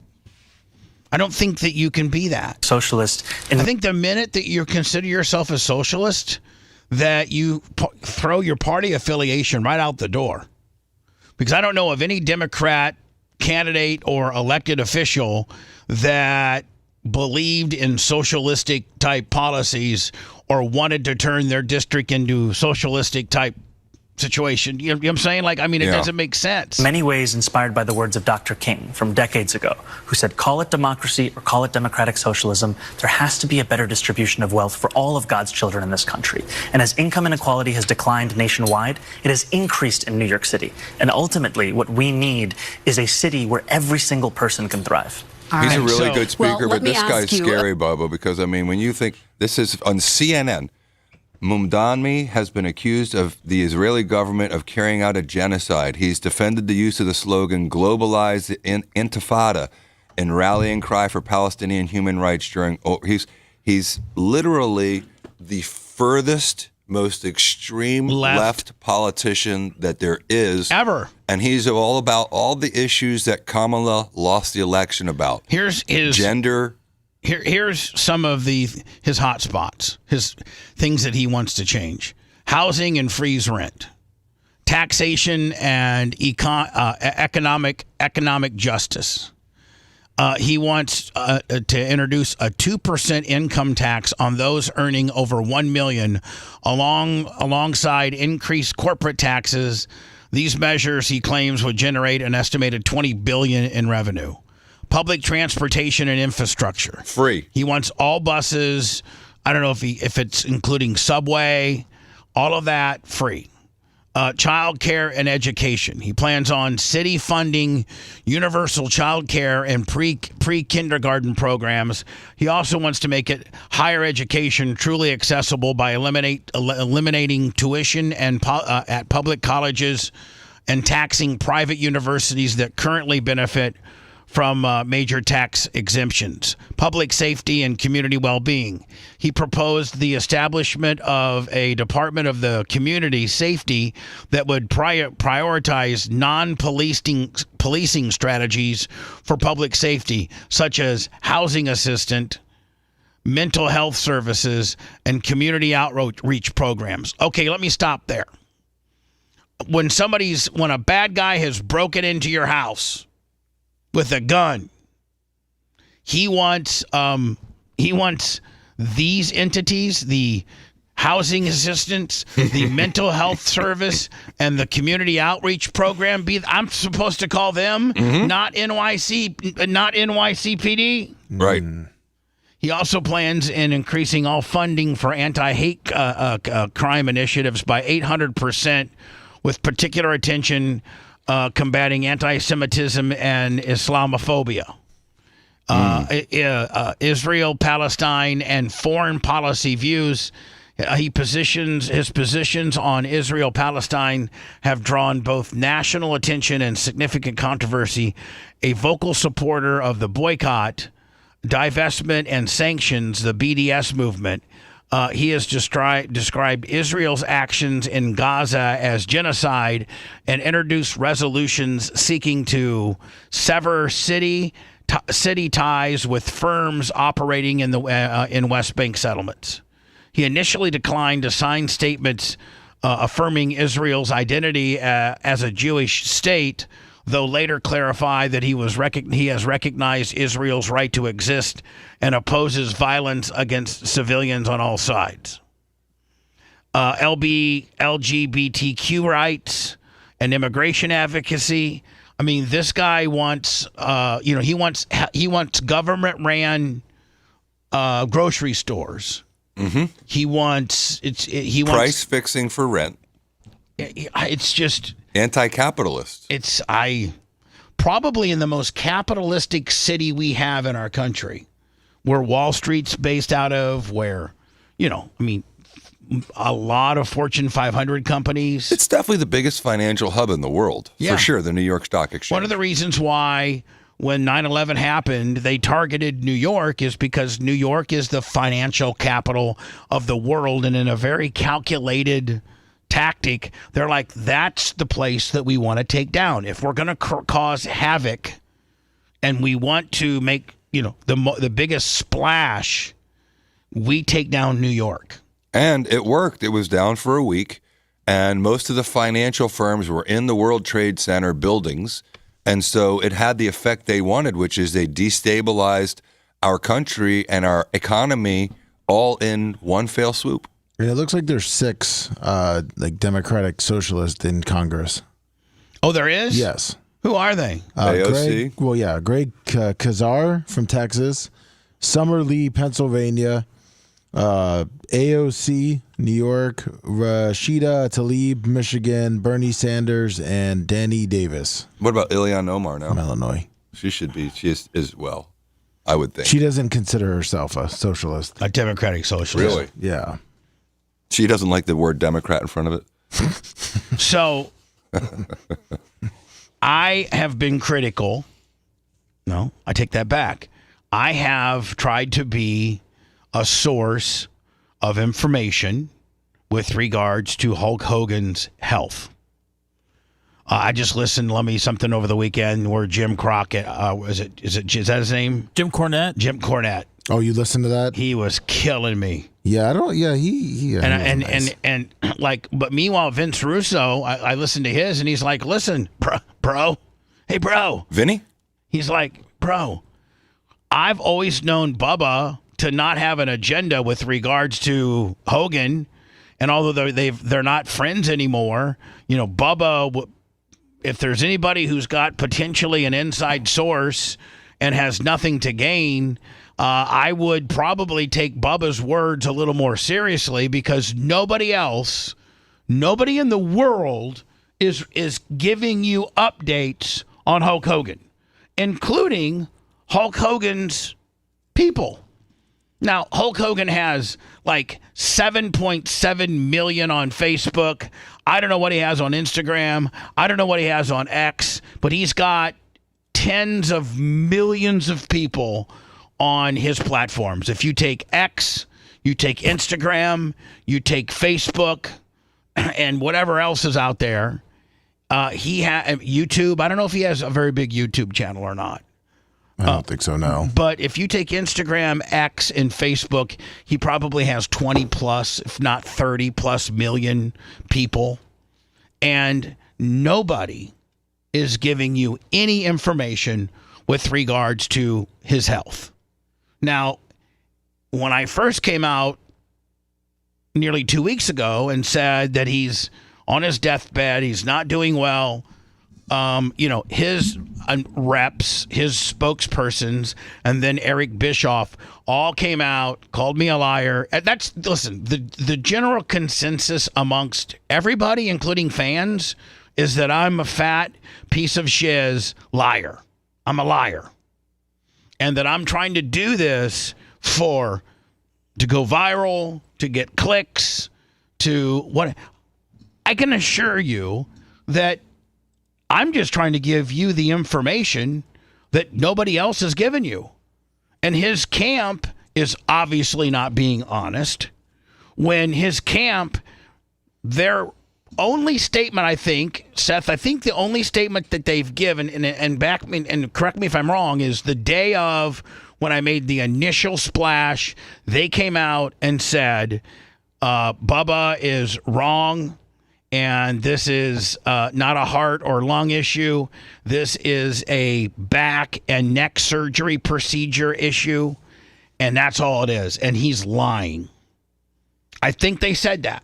Yeah, they haven't addressed anything else. There's not been one other statement from them at all. Eric Bischoff doubled down then on the same day and said this was a cervical,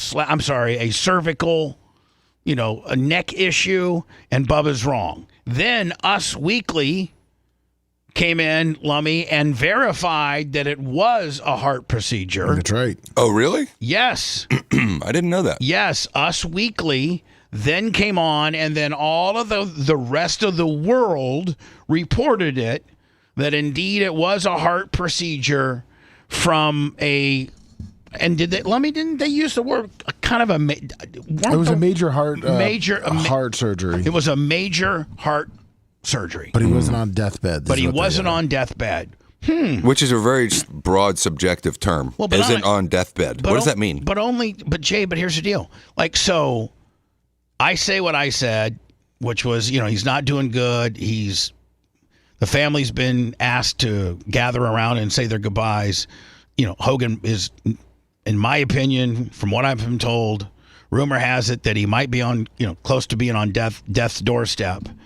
And Hogan's people come out immediately and say, Bubba's a liar. This is a neck issue. Eric Bischoff comes out and says the same thing. TMZ Lummy comes out and says the same thing. And then at 4 o'clock later that afternoon, Us Weekly comes out, digs a little deeper, gets somebody else to talk, and kind of validates what I said. So I didn't say anything. I caught a bunch of flack over that. Bubba's a piece of shiz. He's a liar. He let his wife, sleep with him. He's a no good piece of crap. He leaked the sex tape. Of course, he's trying to make a name for himself right now because everybody hates him. Hulk Hogan's fine. If you look at some of the comments, Lummy, you're like, I saw him yesterday out walking the beach and all this kind of deal. Well, in that initial hate, which was about a week or so ago, Lummy, bar Missy Beefcake, and you saw it. Yes. She stated, Bubba's not wrong. I saw it. Did you?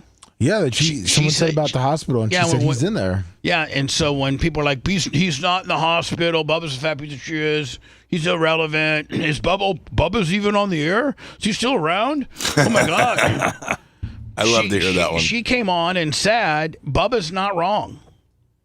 Because I'm sure that, Brutus still has some insight to, what might potentially be happening.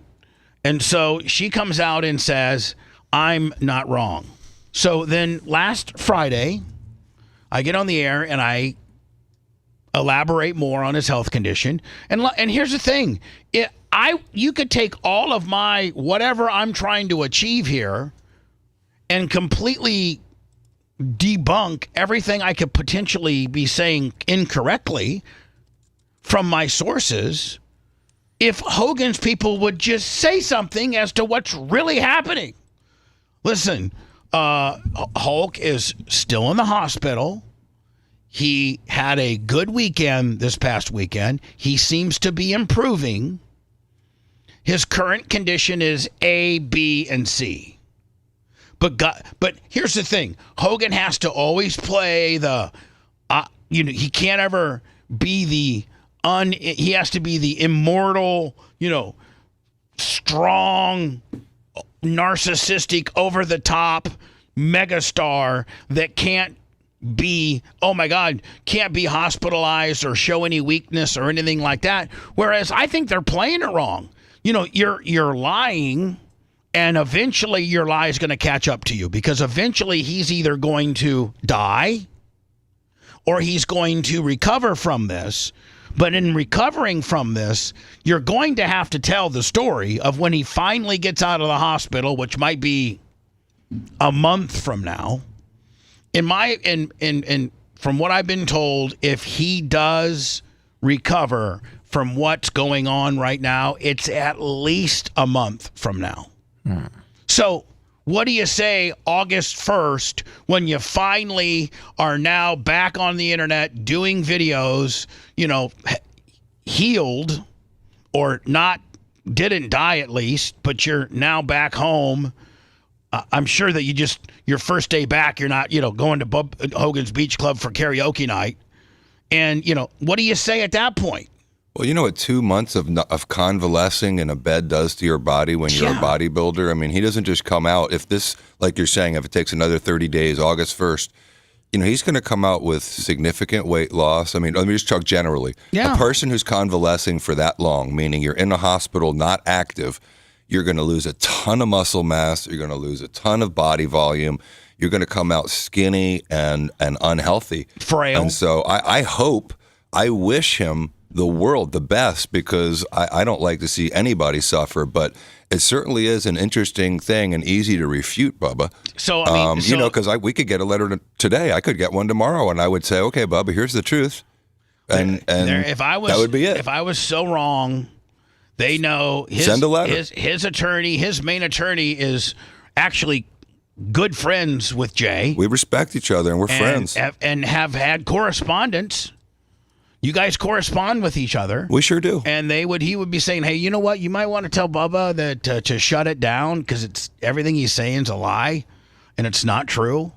None of it's coming from a malicious point of view either, what you're saying. No, and I'm not trying to be malicious. I'm just trying to give the public, arguably he's still public figure. One of the most, he's certainly a public figure, but he's one of the most popular people in the world. Newsworthy. And so as I give the information that I've been given through my sources, I just catch all this hate. And you're lying because 2 weeks ago, and people keep going back to Hogan. Even Hogan's people said he's okay. And in some of the comments, have you seen? I Googled it. Yeah, ChatGPT. That's how they confirmed it. I Googled it. ChatGPT says he's, due to be released any day. I sent you his most recent Instagram photo, which is quite interesting. Yeah, but which was what, from 2 years ago? No. It was yesterday, but it's talking about today. Hold on here. It's just weird. It's him at the hangout, or his hangout. You know what time it is. Hogan's hangout on Monday night is always ice cold. So they're just listen. I'm telling you, that wasn't taken. That's. Well, they're talking about Monday night, which is tonight, but they posted it yesterday. Was it a special at the place? No. So I'm just saying, they're going. If you look at his, they're going. That's yesterday's too. Okay, right. Yep. And they only post one a day, so they posted 2 in one day. Now, this is I think, from Saturday. Yeah. And it's just all about promoting his beer. Well, and then this is people that they've signed with this new wrestling federation. Listen, you know what's more important right now than your beer and your startup wrestling promotion? Your health and your well-being. You got the entire world right now worried about your health. What did Missy say about it? Well, she cuts you deep, Bubba. She does. We'll get to it next, okay? You're listening to the Bubba the Love Sponge Show. If you want 24/7 on-demand Bubba and the crew, go to BubbaArmyHQ.com. The Bubba the Love Sponge Show will be back after this.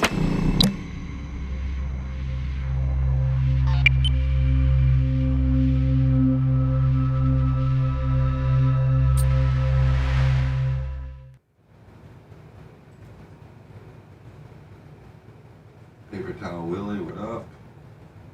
Tony BTLS 9222.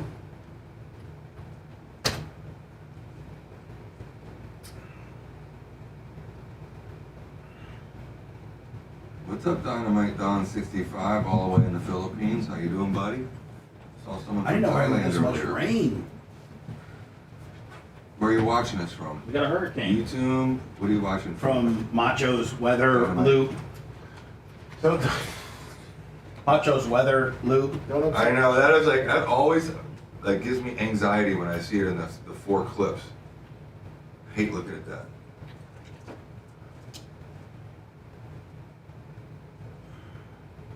Much respect, back at you, Towel Guru. Good to see you, buddy.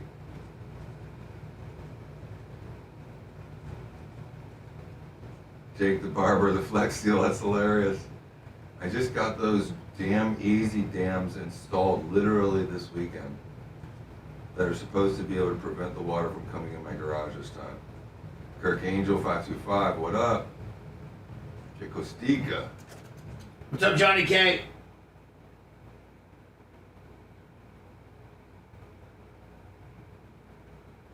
Paul Rogers, good morning.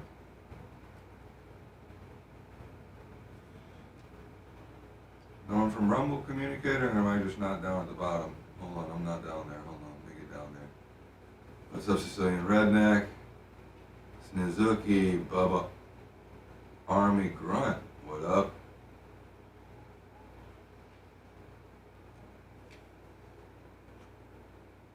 I know it is hurricane season, DG. Time to get paddle arms ready. Tampa Terry, what up, buddy? Johnny Z. Friendly, JD Acco, and Dan Seek. How you doing, buddy? Jake the Barber. All the Flex Seals being purchased right now. It'll be out of stock by noon.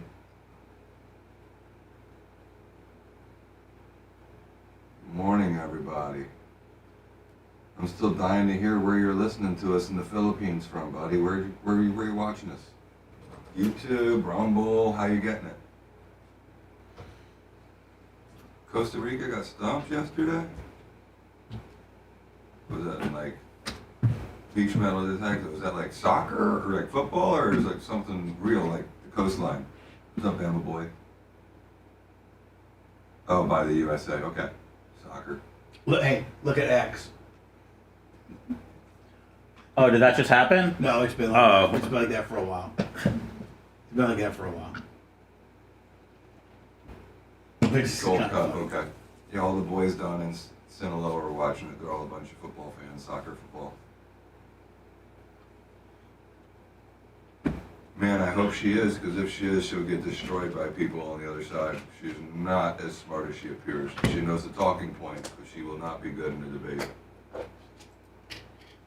She doesn't know international politics well enough.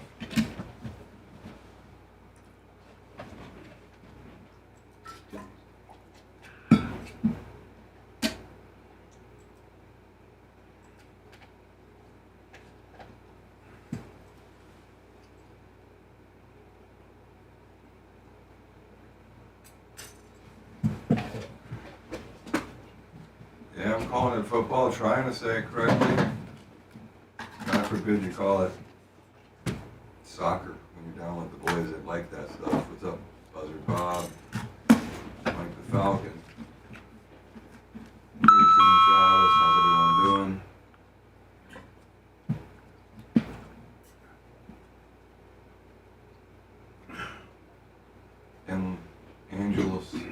Oklahoma City, what, YouTube or Facebook?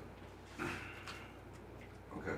Yeah, they're both great. I watch it on YouTube all the time when I'm out of the country. It's easy. I guess you can do it on Facebook too, but I'm not quite a boomer. Almost.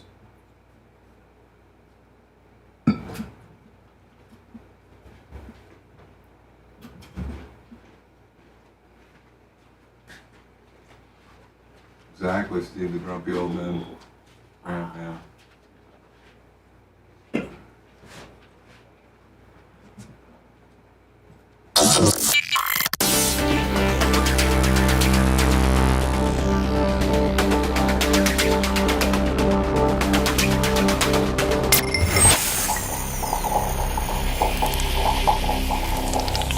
Broadcasting live from the Aquabito studios. Aquabito.com/Bubba. It's the Bubba the Love Sponge Show.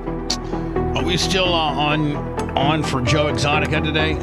Yes, we are. I can't get a hold of him on when he's obviously. It's tough to deal with him. Trying to schedule him. This is going to be our last one. Yes. Because there's not really, there's not really much to talk about. Yeah, he keeps sending stuff. You got screwed. I know what it's like to get screwed. I've been screwed, although I haven't been put in prison yet, but I wouldn't be, Jay, I wouldn't doubt if that's not the next thing that when society finally gets me, that's what's going to happen is I'm going to end up in prison. But you don't do anything that you go to prison. That's so far away. It's just not 30 years ago. What if I get pulled over and they find, a kilo of cocaine in the back of my truck? Then someone put that kilo of cocaine in your truck, and I defend you because that's complete BS. Okay, well, now if you go over 100 miles an hour in Florida, they put you in jail for up to 30 days. Now that's the one I heard. That's effing BS. That's crazy. Now, Did you hear about that? Who passed that law? Steven just sent me that much. Is that true? Yeah, it goes into effect tomorrow.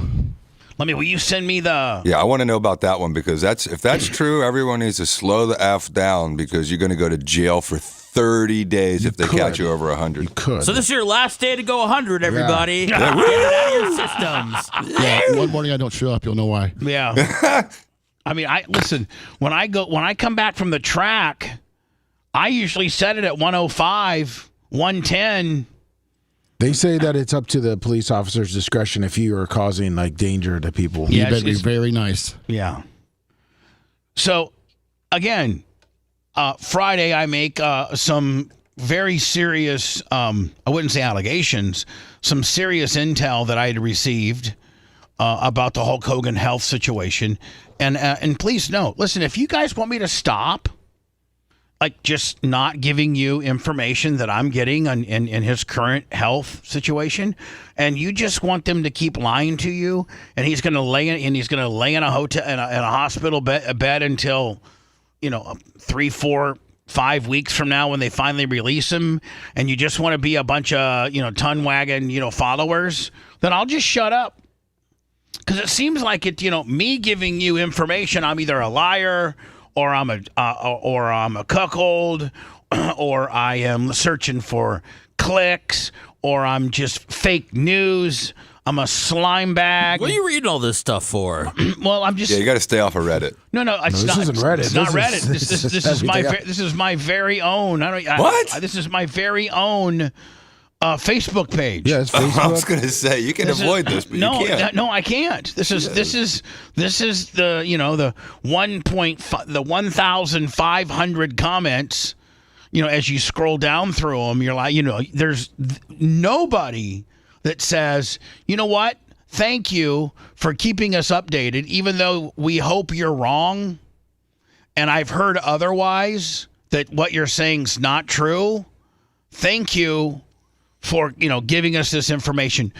There has been a few people say, listen, guys, Hogan's people haven't refuted any of this. They only had a comment one day, 2 weeks ago. All they're posting on all their social media is just, old pictures from him promoting his beer. He has a huge social platform that he could debunk all of this by being honest. Right? You know, Yeah, like for sure. And here's the other deal, Hogan, you're working it wrong. Everybody loves you. You're one of the most well beloved. Now I don't know if the current wrestling fan likes you as much as the guy my age, but you're very well loved. You're very well, beloved, and so they could be pulling for you. Instead of having to be Johnny narcissistic, I can't show that I'm having a tough time. I can't ever show my weak side. I got to always be on top. It's not good for the brand to show. But instead, what if they were like, yes, you know what? Hulk is in the hospital. He just got out of intensive care. By the way, Lummy, he has moved hospitals. Oh. So maybe he got stable enough to move hospitals. That's good. And here's our current condition that we're working on. I think people would be like, yeah, finally, some legitimate news about his health. I'd go buy a 12-pack of American beer for him. Well, here's the deal. You'd at least know what's really going on. Mm-hmm. And you don't have to get your information from the fat-ass, not relevant anymore, shock jock that you don't really know, but you've been told to hate. And you're getting it right from Hogan. And people love to rally behind their favorite icon or hero that's in the hospital having a medical issue. I mean, my God, you might sell more beer than ever. Yeah. If they had him like, hey, brother, I just want to let you know, I just got off the Viz and a Lizator. Go out there and drink a beer for me during this 4th of July because I can't have one. I can't have any. Yeah, I mean, It's a good for real. Yeah. Lummy, it's pretty good. He's got the case of beer right there, and he's all hooked up to all these machines. Like, hey, brother, I just want to let you know I'm having a real tiz on right now in the hospital. I just got off the Viz and a Lizator. And if this July 4th I could be out there barbecuing with you and drinking the real American biz here, I would, but I can't. So for everybody out there, say your prayers for me. All my Hulkamanias out there. All my Hulkamanias, say your prayers for me because I'm not doing so good.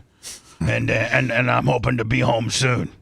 And don't listen to that Bubba guy because he doesn't know what he's talking about, brother. You said he switched hospitals this weekend. I mean, that's got to be good news. I don't know if he switched hospitals this weekend or it was late, like it was Friday. But they've switched hospitals. So I don't. Yeah. Again, that's kind of all I got. I have a lot more. I do have a lot more, but I can't say it.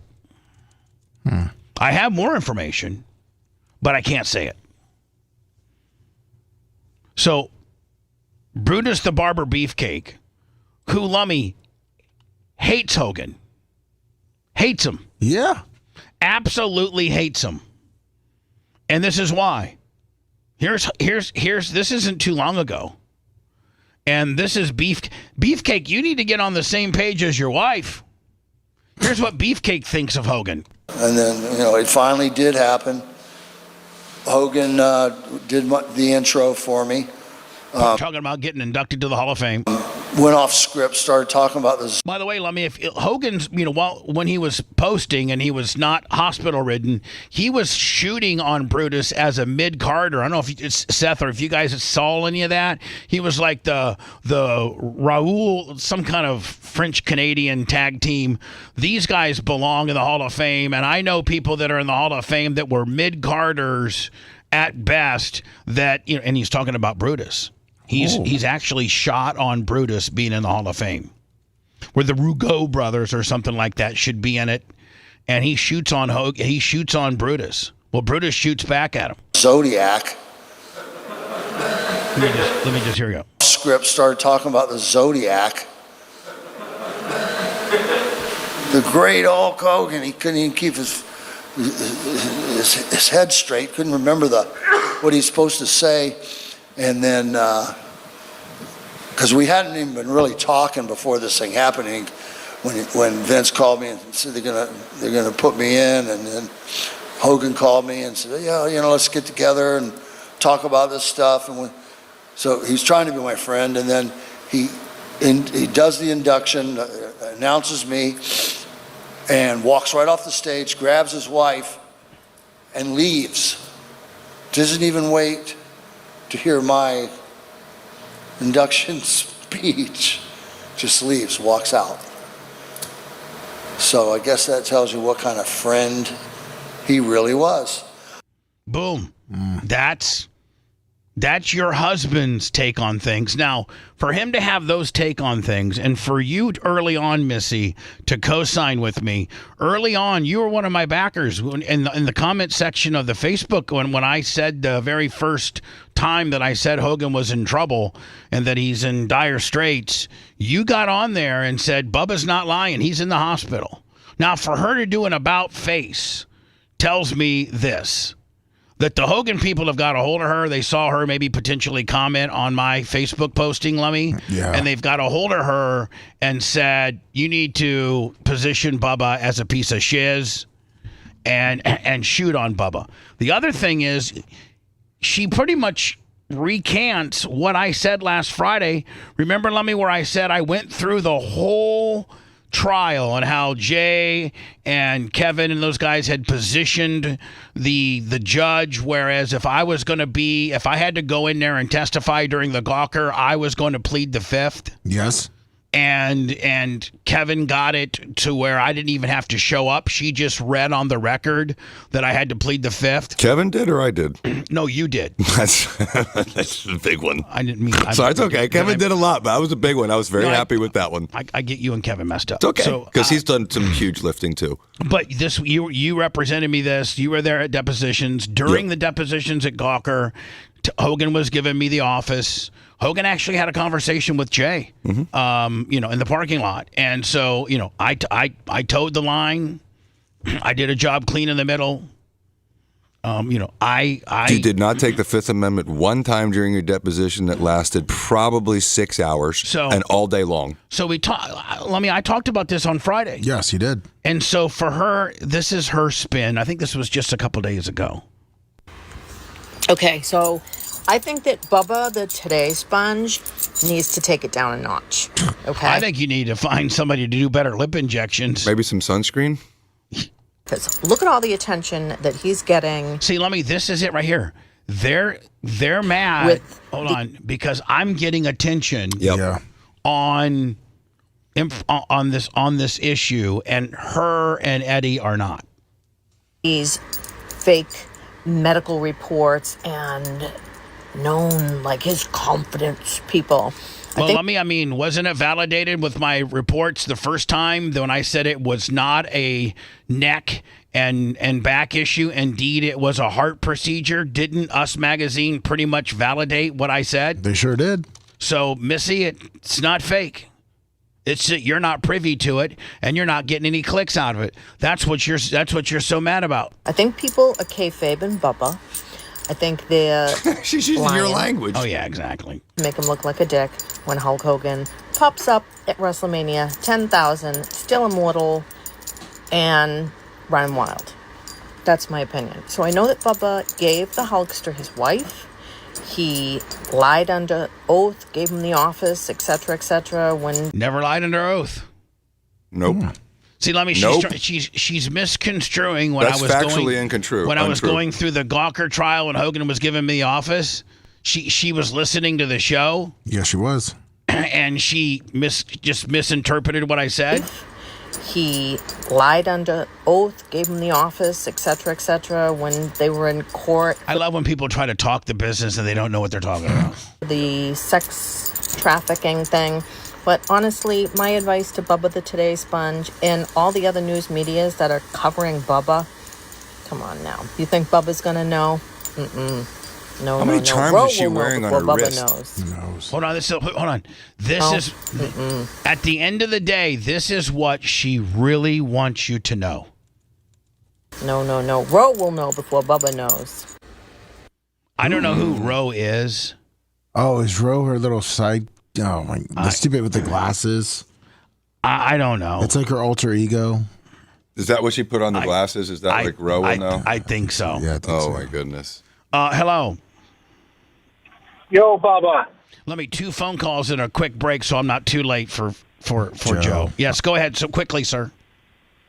Yeah, this is Jeff, FTE from Philly. You were talking about the off-road and on-road diesel earlier, and I deliver both products out of the same truck, and one time I accidentally filled 20 18-wheelers with dyed diesel, and believe it or not, I never got caught. You know how much that fine would have been? Oh, huge. I would have shut my mouth and just moved along. That's exactly what I did. I had to get rid of the diesel regardless. So I said, well, I'll take my chances, see what happens, you know, because it would have came back on me because I was the one that delivered it, you know? But you got lucky, my friend. I appreciate your call. Thank you for listening. You got it. Thank you. And finally, hello. Hey, Bubba, it's Jim Lockwood, attorney over here in Michigan. Two things. Jay, I'm glad I get to talk to you. I admire you and your brother and the law firm and stuff you guys do down there. It's awesome. Thank you. I'm blind, and I have my own practice up here in Michigan and Indiana. I can help that guy out, possibly. He can go to my website, lockwoodlegal.com. But where's your cease and desist, Bubba? If all what you're saying is false and they don't like you, why don't they just sue you? Well, in Florida, it's called a 770. That's what I was talking about, yeah. And so in Florida, in the media, it's called a 770. If somebody makes a statement that's not factual, potentially liable or slanderous, they'll issue a 770 to the broadcaster, or in my case, me through Jay, and then Jay would write a retraction. You get 10 days to correct or retract, and then there's no claim. Yeah, so that's what that procedurally here in Florida is how it would go down. And we've, they know Jay's counsel. Jay's accepted service for me on behalf of them before. So again, you're right. Like if I'm, so far left and wrong, then let's, where's my, like you would say, C&D and or 770. I bet he had prior knowledge of his upcoming condition, and he didn't tell his investors of his new wrestling and his beer, and oh, interesting. That's why he can't reveal. If he does, they're going to say, well, "Wait a minute, we pumped all this money into your product." And that's now interesting, you're saying isn't it? that you had 90% blockage and you didn't tell us. Yeah, why are they keeping it down? Fraud. Great insight. Yeah, great. That's why it is. Great positioning. Yeah, you're right. They're going to be like, why didn't you disclose all this before we, put in $25 million of capital into your brand? Why didn't you disclose this? Well, it's an interesting You idea. have to disclose that. He is the brand. Yeah. I mean, without him, it's meaningless. Man, appreciate your insight. Yep, no problem, buddy.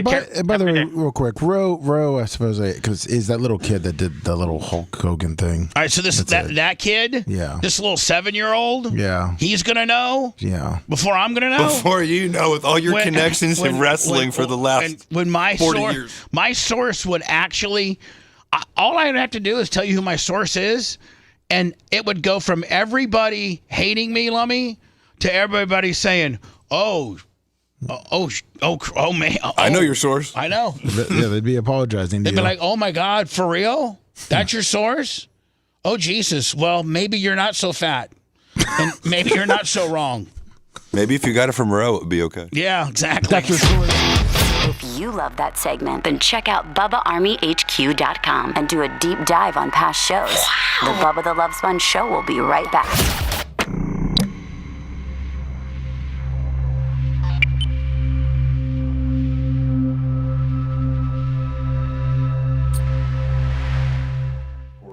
Put his hand on their shoulder, didn't use a cane. He did everything in Braille. How does he read cases and stuff? In Braille. Everything's Braille? Everything's in Braille, and so it was incredible. They had transcriptions that would come out, and if you needed to read the transcriptions over, it would come out in Braille. Incredible. I would have one of my guys read it, and then I'd listen to it like back on tape or something. I think when they listened, when they started, he probably learned. He's an older guy. There was no recordings. Oh, the only way to learn was through Braille. That's the way he learned to read. Man. So he probably doesn't want to listen to someone else. He could probably go through it really fast. Braille seems hard as fuck, man. If I was blind, I would just say fuck it. I'd say fuck Braille. I would say I need shit read to me. Yeah. I don't need a Braille menu. Just tell me what my I need a options reader. are. Jeez. I need books on tape. I've been thinking about getting into that. What, being a reader? I don't like reading, but I'd like to hear stuff on tape. I'm always in the car.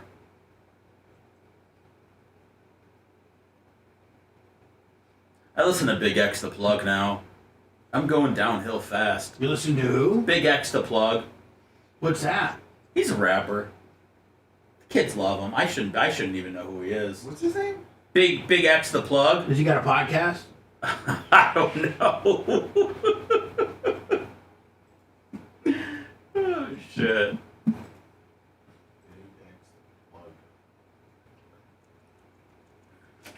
Wait, is this the guy that I saw in Texas? Or I saw this guy in concert when I was working. He took his shirt off. Holy fuck, That's funny. Back then, he probably only needed, like, his accommodation was, can I get Braille? And now it's like, if you have ADHD, they give you an extra hour on the test. They give you, like, literally, like, hours. Do they? Yeah. And so this guy was such a stud that one time he was in New Orleans, and he was walking with his person, and the person didn't notice there was a stop sign, and he walked right into the stop sign, cut his head wide open. They called Dan. Of course, Danny was a medical student at the time, or actually he was a resident, and so Dr. Dan stitched him up. This guy that called? No, different. Oh, okay, The blind lawyer How I many know. blind lawyers He are was there? such a stud, he just called Dan, didn't even go to the hospital. There's a lot of blind lawyers out there. I know one. They're so smart. They hear everything and they don't forget anything. Their other senses have like been hypersensitized. You know what I mean? Hey, Lockwood Legal said fuck Braille. He said high school would not recognize it as a foreign language, so I didn't take it. What's up, Permagrom? He said fuck My Braille. wife knows a little bit of sign language. Is really bizarre. Sign language is one thing, man, but I'm not learning all these fucking dots, dude. But with sign language, you have to make cheesy facial expressions too. No, but problem. But you know, these people that are getting the government jobs and the concert jobs, they're putting a lot of sass on their face. Yeah, the guys that do like the liberal mayors and they do like these. Sad face. Ooh. Lummy, who took their shirt off?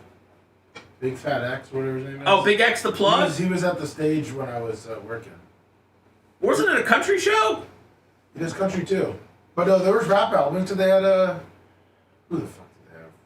I think he's from like Texas. Yeah, he's from Texas. But they had rappers there. T-Pain. Are we doing This motherfucker can't say there's a rappers there and then say T-Pain. What's wrong with them? No, T-Pain's cool. Who's that? And then they had that one rapper that sang the Pittsburgh song. Oh, Wiz? Yeah, Wiz Khalifa, whatever. He was the headliner. This guy took his shirt off. He was talking. He sounded like Marble Mouth. Big X? Yeah. You would not say that. He was at 1 o'clock in the afternoon, and it was like 110 degrees. Oh man, dude, that ain't right. What the fuck is going on? But he did have two guys that would wipe him down. Did he have swoobies, sweaty boobies? No, because his guys were. Wait, you said he had sweaty man boobies. I mean, we haven't heard from Joe. No, we haven't. Lummy, you said he had two guys to wipe him down? Yeah, but he has to call in at 9:05. You what? He has to call in at 9:05. Oh, he does? Yeah. Big.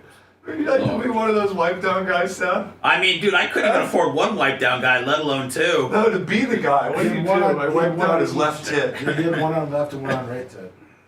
Oh my god. It's on the phone line, Lummy. It ain't 941. All right, it's not a bad guy, is it? No. I have heard that Big X and Bailey Zimmerman. It's pretty good. I did save it as a favorite. I'll get tired of it soon.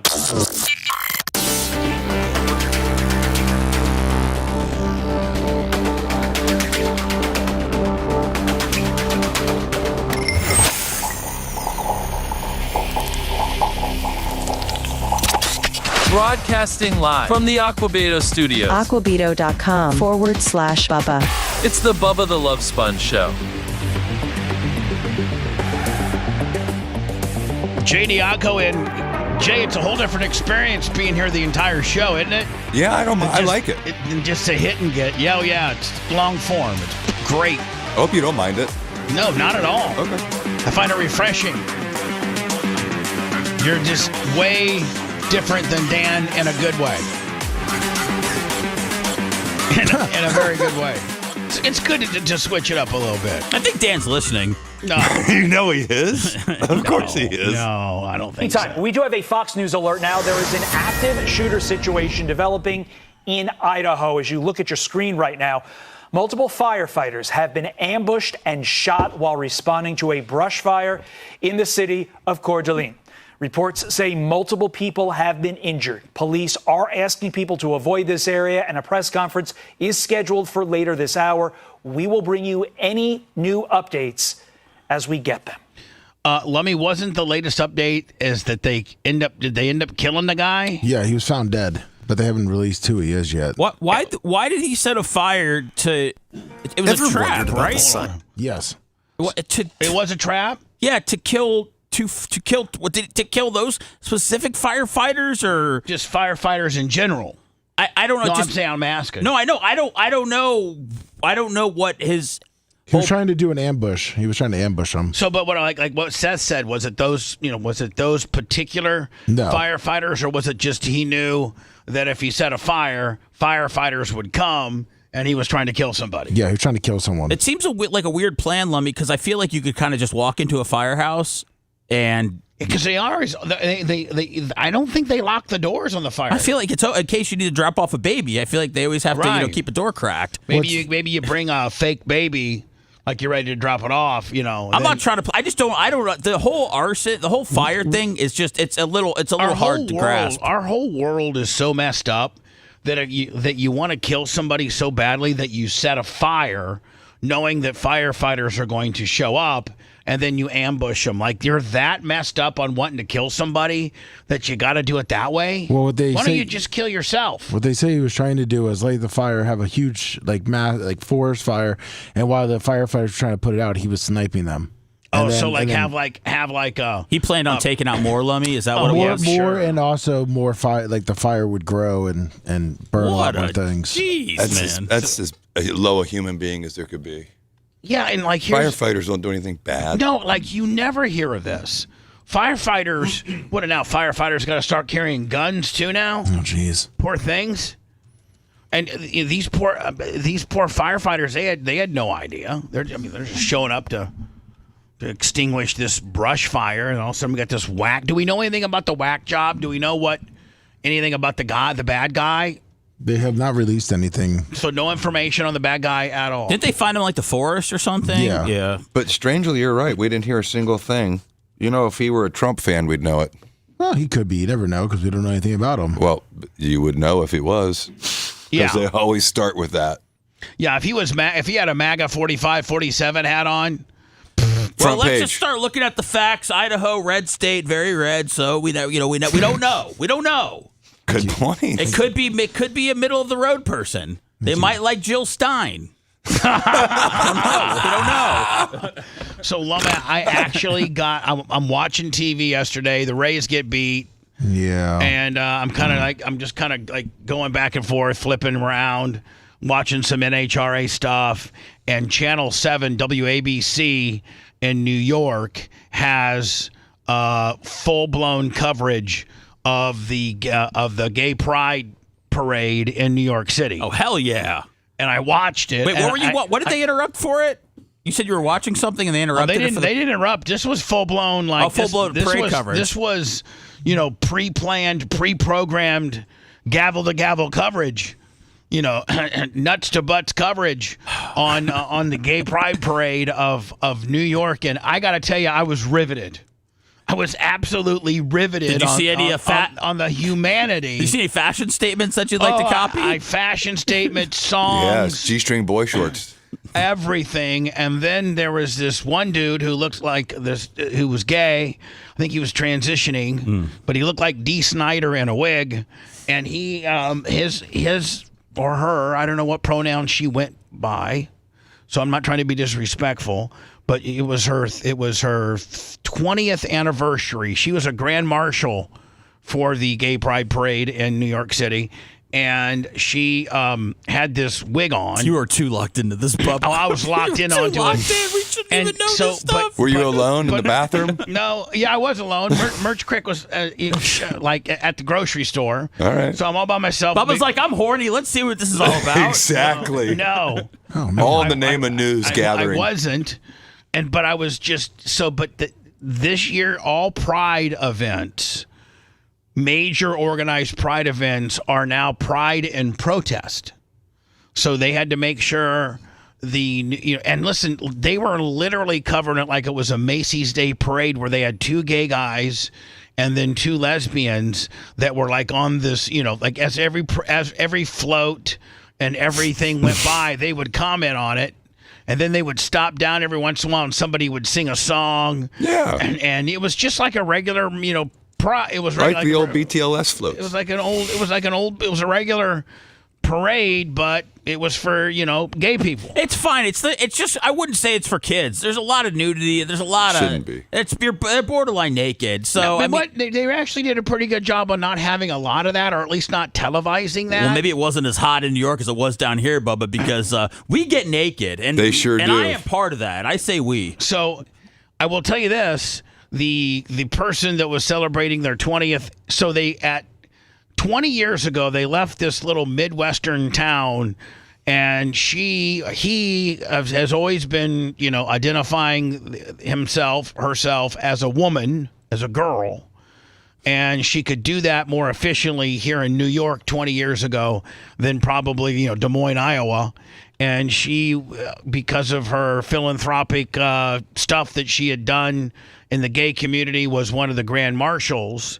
And she was full hot on the latest Supreme Court ruling with regards to regards to gender affirming surgeries or alterations that happen. Which, listen, I think you can be gay, and I think you can even be transitioning, like want to be a different sex than what you were, Wow, naughty boy! Look at you changing your politics over one little pride parade touched your heart. Wow, it worked. But what I'm saying is, zesty sponjo. I think you can, if you're, a 14-year-old boy and you want to be a girl, that's, you got every right to do that. No, I disagree with minors. No, hold on. You said 15. Without alteration. Meaning if you're a 14, 15-year-old boy and you really, really want to be a girl and you want to start practicing how to do that and wear lipstick and dress like a girl and stuff like that, I don't have any problem with it superficially. And then at 18, once you're an adult, you can do whatever you want surgically, hormone-wise, everything, as long as you're an adult. Now, while you're under the age of 18, which is, I think, what the Supreme Court ruled, is that you can do, Sam can be Sally in principle and, wants to put the lipstick on and wear a halter top, but Sam can't start transitioning to Sally physically through medical care and gender and genital operations and hormonal operations and boob implants and just all the things that you need to do in order to really, really satisfy your transitioning situation. That can't start until you're an adult. So I don't have a problem with anybody as long as it's not something that's irreversible. Like if they allow children 12, 13, 14, 15 to start taking hormones and to start the transitioning process medically before the age of 18, I got a major problem with that, because a lot of people, listen, at 14, I'm just telling you as a guy, not sexually, but I didn't know what I wanted. My whole perspective in life continues to change. I think we always continue to change. And, now my sexuality isn't one thing that I've changed. I was 14, I wanted to blast chicks, and I want to blast chicks at, 59. But you were confused at 14 because you were like, do I blast chicks or do I blast Larry Plummer? I love them both so much. Or the vacuum cleaner. No, Could I be bi? Could I be gay? No, because Larry Plummer is blasting a chick already. Yeah, no. Yeah, but once Bubba saw Larry in action, that's when he really became attracted to his package. It didn't want me. No, it started there. Stop putting words in my mouth. Bubba, I sent you. I watched Larry Plummer blast his girlfriend, and it was a heterosexual experience. It was a reinforced heterosexual experience. It was like, here was the Nothing thing. says hetero like staring at your best friend's Johnson. But here's the deal. It was like, hold on. It was like live porn. Yes. I sent you the New York and San Francisco gay live parade if you wanted to. So check it out. Yeah, it's about 3 hours on both of them. By the way, St. Pete has like one of the biggest ones in the really country. But you know what, Seth? I don't think that either one of them. Let me see here. I don't think either one of them are televised locally. They can't be.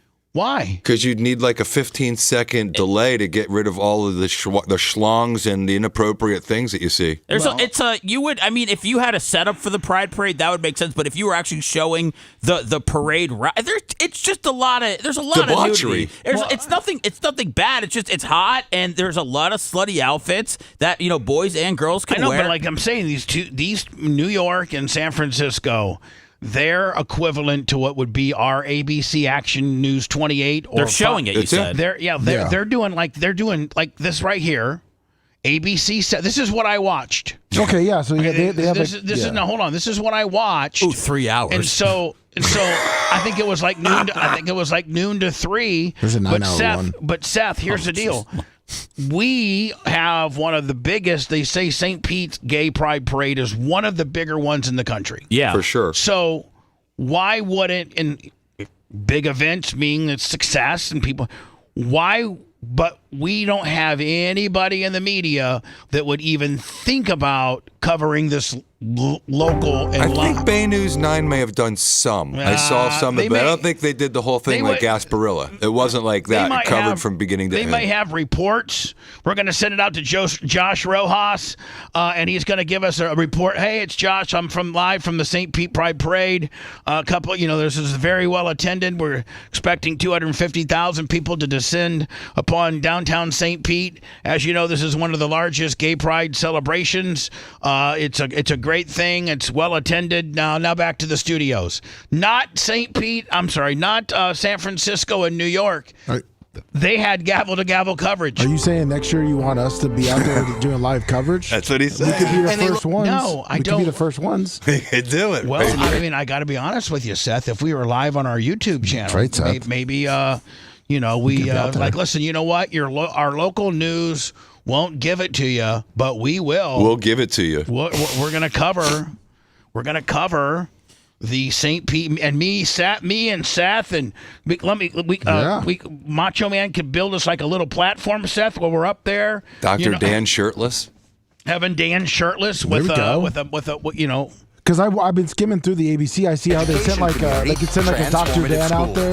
Yeah, we can throw it. Say, hey, Seth, Seth, you got Dan at the corner of 2nd and 3rd Street? Right Throwing here. beads? Okay, Dan, over to you. And you got Dan like dressed up like the leather biker on Village People. The Bubba Clem crew is the Village People. And I'd be like, and Dan would be like, hey, it's Dr. Dan. I just want to let you know, man. I just made out with 3 dudes, and I don't even care. But hold on. Hold on. This is the setup, and this is not some jobber TV station. This is the ABC affiliate in New York City. This is a major television station that does a full. Seth, this is the same set they use for the Macy's, Thanksgiving Day parade. I mean, the same infrastructure and 4-camera shoot and throwing it out live and, have these people up on a platform and giving their commentary with the each float that goes by and things like that. I think it's great programming to put on a Saturday, Sunday. morning afternoon. Was it Sunday? Alongside Sunday, yes. My favorite Channel 7 family member. And Pedro. Okay. You know, I see what you did there. I know you love me. But I did have a feeling in your forecast there was going to be a lot of shade. Yeah. So, you know, of course I came prepared.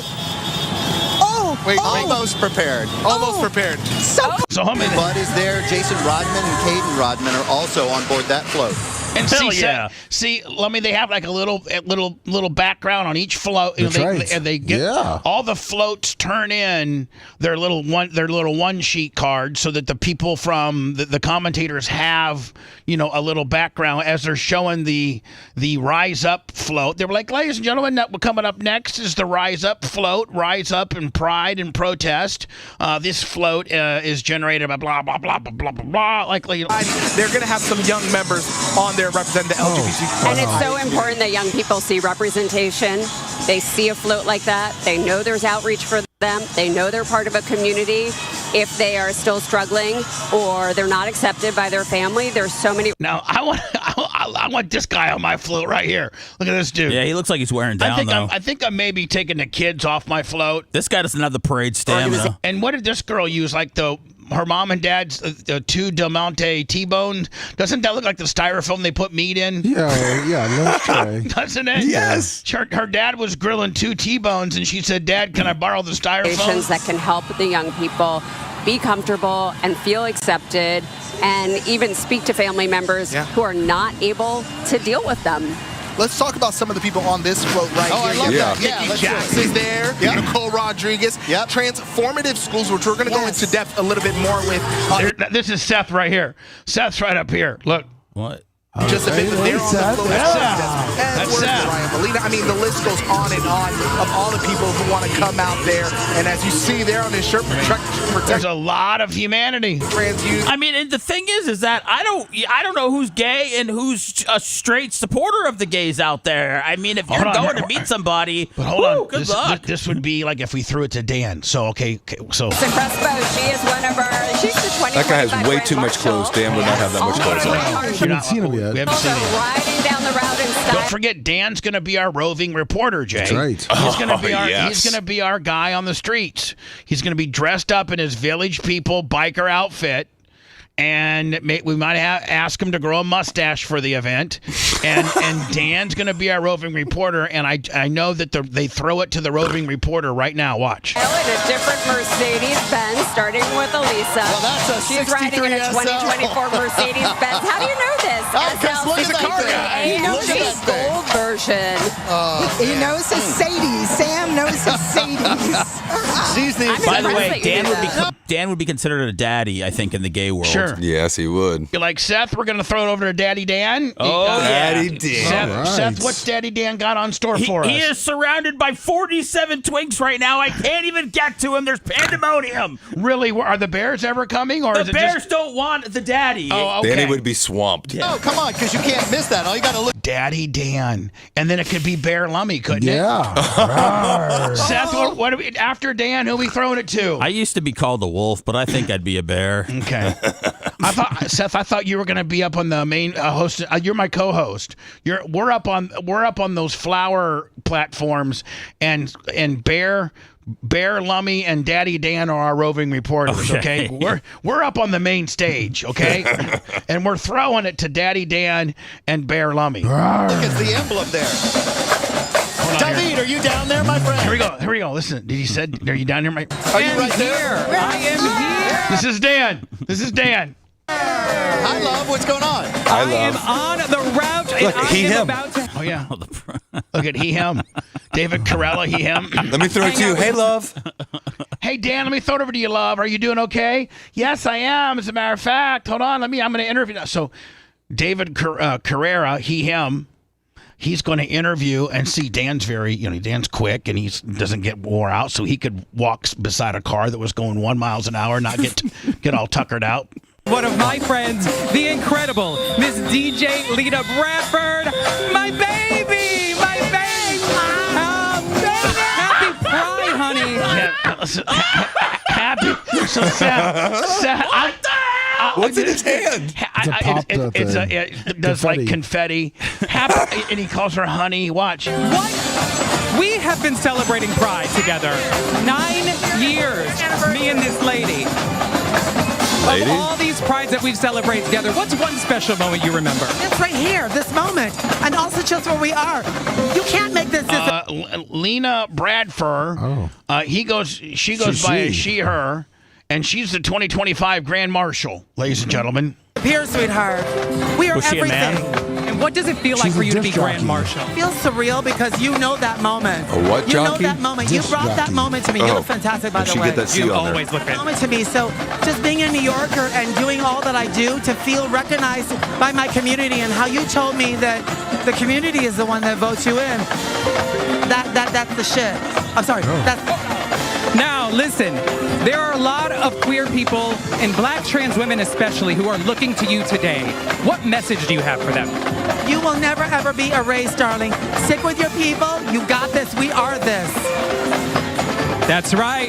Seth, some very compelling rhetoric from her. I'm ready to get my ween lopped Are off you ready? today. Are you ready to throw it over to Bear Lummy? I'm about to donate this You look 3 gorgeous. inches to I science. love you. All 3? Oh yeah! All right, so now, Seth, it goes back to Tournament Central. This is where you and I would be, Seth. Okay, as we're throwing it out to our various correspondents, we already have 2 locked in. We got Bear Lummy and Daddy Dan. I'm working the Bit of camera. a breeze.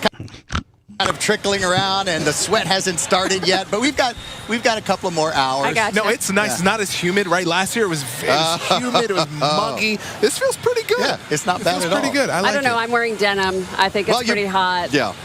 That's a decision we made. Just going to point that out. That's a Bet your decision, and we crevices are made sweaty. that decision. We did send Kimberly out into the crowd. She always gets great people to talk to, so she's going to bring us some live interviews coming up. And we want to also thank the Heritage of Pride organization. Listen, man, you know what, Lummy? The media of Tampa, I invite you to put up or shut up. The city of St. Pete arguably has one of the largest pride gatherings in the country. Why aren't we having coverage like this? That's right. Well, I'm serious. Well, Why? because we're in Florida, and probably the Florida media market doesn't want to put it on because there's no one going to watch it. Okay, if you well, really I'm talk just saying. about that. It is responsible for really creating this whole march. And selecting the folks who march. I mean, ABC did such a great job. They piped me in from Florida, and I was watching it, Lummy. Today's well-deserving Grand Marshals are selected as well. Kimberly's about to introduce a performance by one of our very special performers, and we've got a lot of them. Listen, Seth, before we go to words, we've got to see the performance, don't we? Well, I guess you're right. Yeah, he's excited. Big names. Let's get to Kimberly. What do you got? Who's the big name? I'm down here. I'm getting. You know I get around. Atta girl. Yes. The theme of this year's Pride March, of course, is Rise Up, Pride in Protest. So performing Rise Up, please welcome Sing Harlem, joined by members of Transformative Schools, one of this year's Grand Marshals. Wow. Transformative schools? What now, Jay? Help me out being a lot smarter, knowing what words mean. What does that mean? Transformative schools. I would imagine Please, it's an organization that's designed to help trans kids get the respect they deserve in schools. Now, it's a total guess, but that's what I think it is. That was your educated guess. Thank you. I rise up for trans kids to be protected, safe, and happy. I rise up for myself, my community, our health care, and our safety. I rise up because I have so much life to live, and I want to live it to the fullest. I was your age once. Seth, as a co-host, there's no commentary up for the kids, please. Okay, so I got it. I was right. You were right. Well, maybe we can get a copyright strike on this. Dude, this ain't no Lady Gaga. Who is it? I don't know. They said well known. It's well known. Broken down and tired of living life. Got a pretty voice. It's Sing Harlem. The group is called Sing Harlem. Oh, okay. Rise got a pretty up. voice. You can find Give me the black eyed peas. Is this guy getting ready to go do? I don't know what Arrested he's getting. Development? I don't know if he's getting. Yeah, I don't have any. He's got a lot going on there. There better be some coordinated dance moves. Yeah, I want to Looks see like a it. full-blown flash dance gimmick. We can walk it out. Move mountains. We can walk it out. Move mountains.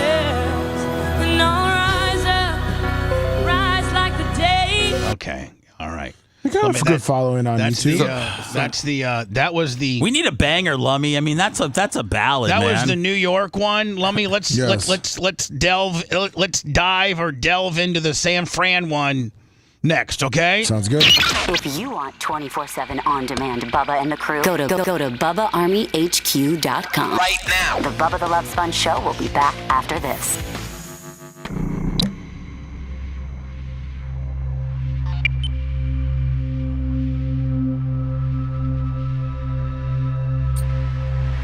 Sports, all your thoughts. San Fran, that comes from ABC. Are you sending me a different feed? Yeah, for ABC. I've been doing it for 18 years. You mean the one we just watched? No. San Francisco's ABC. He's saying that ABC looks like they carried it. The ABC stations across the country. Welcome to the 55th annual San Francisco Pride Parade here on ABC7, your exclusive broadcast partner of SF Pride. We are so glad that you made it to us this morning. Get those thumbs up. I will. You got 9:50. The whole thing.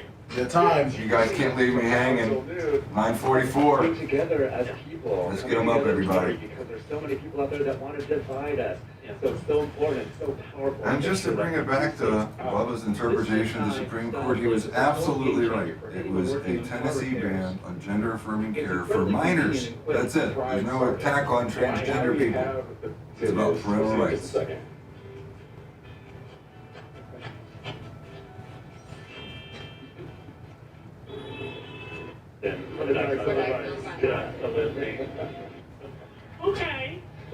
It is Sodom and Gomorrah cheese bowl. It's really colorful. Actually, I just passed celebrating. Suzanne, it's always a pleasure seeing you. Thank you. And of options or to change the game. on your that right there. Well, here's NFT. All the love.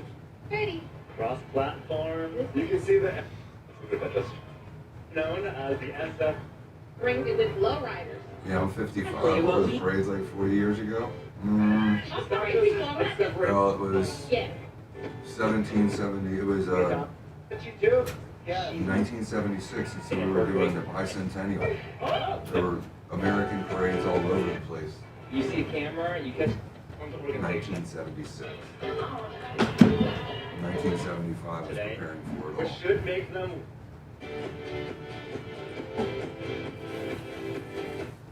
My name is Reggie Akey from ABC7 News. Zach Fuentes also from ABC7 News. We have What's up, Mayor Carolyn Weisinger of FTE Good morning. The San Francisco East Bay. New name, haven't seen you, buddy. Which is based here in the Bay Area, Gilead, the creator. We got Darkback Steve. That's what we're all just talking We could get Darkback Steve to be one of our reporters, couldn't we? Yeah, we could. See what I'm saying about schlongs? That's not okay. So we very, It's okay for ABC. Schlongs and dongs and G-strings. It's not a wonderful day. So to you too. Bye everyone. Happy Pride. Out black lesbian mayor in the history of the great state of California. The whole state. The whole state. The whole state. That bitch looks like CeeLo Green. Get a lot of black lesbian. Oh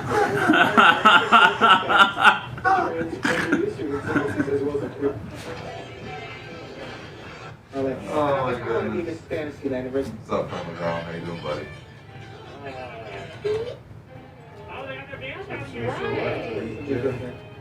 Hello. Let me 9:55. I'm doing the stickers here. Thank you. US 9:55. What's Dark Match said, me and Dan doing shirtless interviews. Is that just a ploy for you to get next to Dan shirtless, Steve? Oh, they'll be sweating next to each other. Right now, you just walk outside and sweat. It's well, we got a little rain going on right now, so we got a reprieve. Yeah. It's kind of like not. It's kind of nice out. Come on, 9:59. Let's get that 1,000, everybody. Your Please. exclusive broadcast partner of SF Pride. We are so glad that you made it to us this morning. We're going to be here along Market Street for the whole thing. You know, Jeff Frierson, it's supposed to be, but I guess those laws go right out the door when it's Pride Week. Every single Pride Month. contingent, there's about 200 of them in this parade. I am your host, Reggie Akey, along with my co-host. You know, here, for a MAGA parade with a bunch of guys in banana hammocks would be a problem. The Honorable Mayor Carolyn Weisinger of El. I thought so, Steve.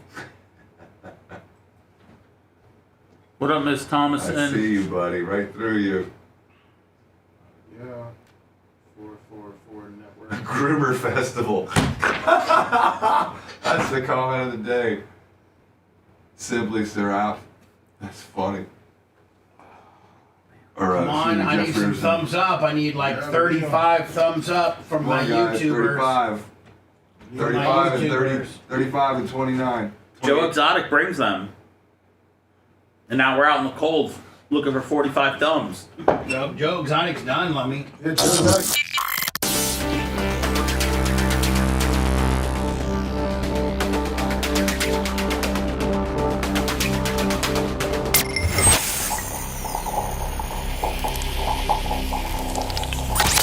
Broadcasting live from the Aquabito studios, aquabito.com/Bubba. It's the Bubba the Love Sponge Show. So, Lummy, we can't discriminate East Coast, West Coast. So, you've sent me some footage, and it must be an ABC thing, like, as a network. Yes. By the way, isn't that where The View is also? Yes, I believe so. On ABC? Yes. Yeah, I believe so. And so New York had 4 hours of gay pride parade footage live, with performances and everything. The one thing I will tell you this is that New York did it far better than San Fran. Like I kind of skimmed through this 4 hours, and it's just pretty much the hosts talking about different floats and organizations that are coming through their area. They didn't throw it over to anybody for I think the New York one did 4 different performances where people sang. I saw this one lesbian sing Bridge Over Troubled Water in the New York one. But the San Francisco one didn't seem to be, it seems like they just pretty much commentated on the floats that were going by. That's probably what Chicago did. I sent you Chicago because it looks like they just kind of did over. I don't think any of them could even come close to how more thorough the New York one was than, and you would think San Francisco would be the best, right? Yeah. I mean, if you think of a gay city, a tolerant, gay, trans, LBGTQPA, I mean, just to throw every potential letter in there, you would think of San Francisco. That historically in our country's, history is where this was tolerated first. Now it's tolerated everywhere, as it should be. Gay people have the same rights we do. Gay marriage is now a recognized union, as it should be, by which was a ruling from the Supreme Court. So yep. I believe in all of that, and I believe they should have the right to have a parade as well. I do have some. I don't have their beliefs when it comes to the transitioning children aspect, but to each its own. And I think the states are locking those things and making various provisions and making various changes in the state statutes and the state laws with regards to children and transitioning. And if you don't like it, you're probably going to have to move, because here in Florida, if you want your 9-year-old to start hormonal replacement so that your boy can be a girl or your girl can be a boy, that's not going to happen here. But it might. New York and LA might be a place where it could happen. New York had a whole, the one particular group was all about targeting children. 100%. And they had a float that was about children, feeling comfortable. And I think there's a distinct difference there. Children feeling comfortable about being gay, and children transitioning to another gender. Mm-hmm. There's a way into both ends of the spectrum. And they're being treated like they're the same thing. Yes, and that's where I have a problem. I have no problem with supporting children that may be gay and letting and helping them recognize that potentially they are, and helping them get through that. That's a far cry from a person wanting to cut off their wiener at 9. in my opinion. Welcome, one and all, to the 55th annual San Francisco Pride Parade here on 55th annual. Wow. ABC7, your exclusive broadcast partner of SF Pride. We are so glad that you made it to us this morning. We're going to be here along Market Street for the whole thing. They even have the mayor, and wait till you see the mayor of San Francisco. Hottie? Oh. Here on TV from now until noon, and then you can continue streaming us to watch every single 9 till noon, 3 hours of precious programming. Contingent, and there's about 200 of them in this parade. I am your host, Reggie Aki, along with my co-host here, who we absolutely adore from left to right. By the way, Reggie Aki is I think a news anchor for ABC7 in San Francisco. It is the Honorable Mayor Carolyn Weisinger of El Cerrito. There is your mayor. Oh, that's the mayor CeeLo Green / Gnarls Barkley. Yeah, you're right. Oh, Lordy. / Beetlejuice. Win Fam, and also Pearl. Now, could a guy like me that was real smart and didn't have a bunch of scandals, and let's hold on. Let me just say, like a guy like could a guy like Jay Diaco roll into San Francisco, be well funded, be a Republican, have Republican values, and even have a chance to be the mayor? Or is this what, New York, L.A., doesn't she also look very much like the L.A. mayor? So and she looks like Lori Lightfoot, most recently from Chicago. Like, is that the template? What, African-American? Yep. African-American lesbian gets you automatically locked in as the mayor of most major Democratic cities. She's not the mayor of San Francisco. She's not. No, she's the mayor of El Cerrito. Oh, jeez. It is so great to see. San Francisco is a white man named Daniel Lurie. Boo! Boo! Let's see two other people here. Green family again. It's always so good to be here. I know. It's our reunion, y'all. Now, we always have to start Pride with the tradition that we have, which is to clack the fans. Now, the fans, they got a little smaller this year. But that doesn't Not the only thing that got smaller. Oh, boy. Boy. Oh, so it's going to be that kind of parade. Okay. What does that mean? Because I have a boner. I don't either. The opposite of that. Seth's saying I got a boner, and it was smaller before this broadcast, and this broadcast has made it bigger. So I don't know about your all's fans, but my bone's bigger. Trying to see where to go here. Yeah. Where you guys got me going here? I mean that they're not mighty. Okay? Oh, Okay. yeah. So on 3, let's clack. 1, 2, 3. Happy Pride, everybody. That is how we get It's their eye spot. started. So let me kind of give you the lay of the land here. So we are on Market Street. I'm trying to figure out this person right here. I'm trying to get a bearing. I think I know this guy's deal, and I think I know this woman's deal.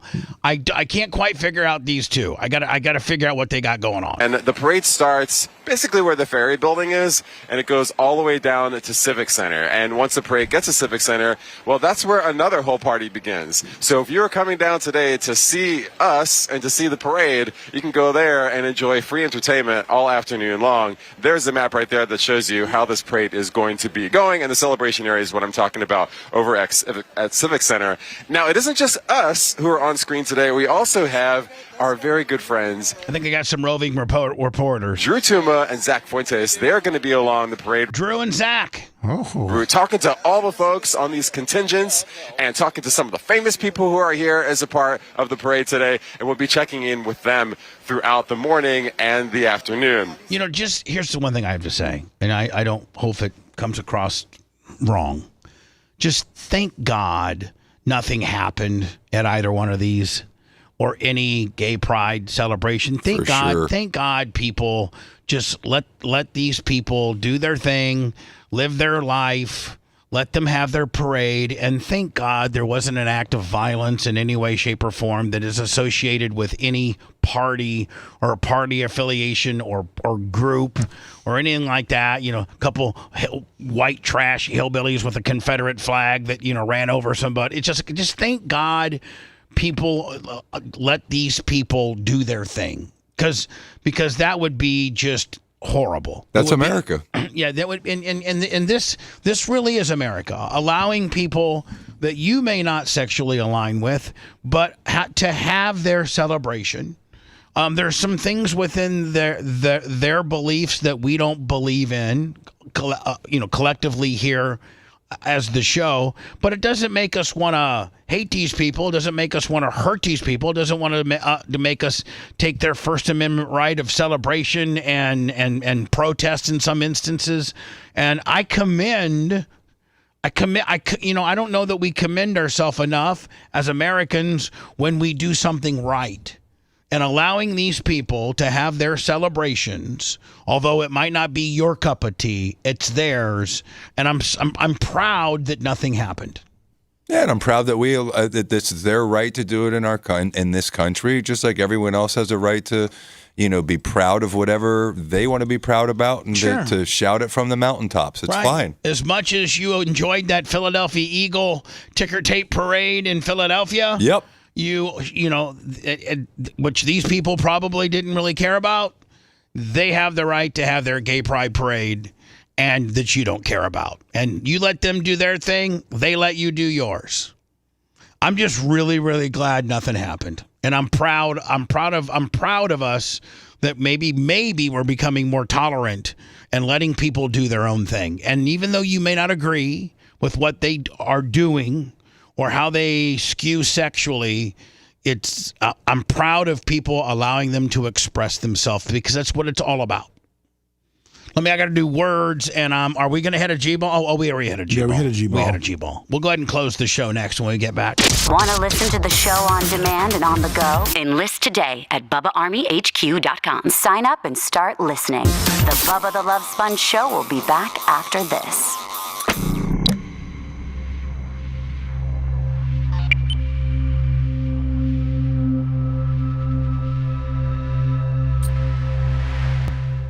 With an uprising at the Stonewall Bar. Holy shit, man. YouTube turned into rubble real fast. What people don't understand is that Well, what's going on? Asians. Just pretty much everybody saying stop talking about this gay shit. Oh, whatever. Shut the fuck up. It said that if you go over to Rumble, it's totally different. They're totally... It's full support? Yeah. I mean, who cares? It's in the news. It happened. Why can't we fucking talk about it? And you told the truth. You don't care. Who gives a fuck? I don't care about these. I don't care about what these people... No, you said we care about children getting sex changes. That's all we care about. I mean, it's pretty hard horse competing in sports. Talking about drag queens and trans. It's Verizon's Summer Bundle. All new and existing customers get iPhone 16. And YouTube's exactly what the white trash, non-tolerant fuck I was talking about is what's going on. Right? Enough gay talk. Jesus.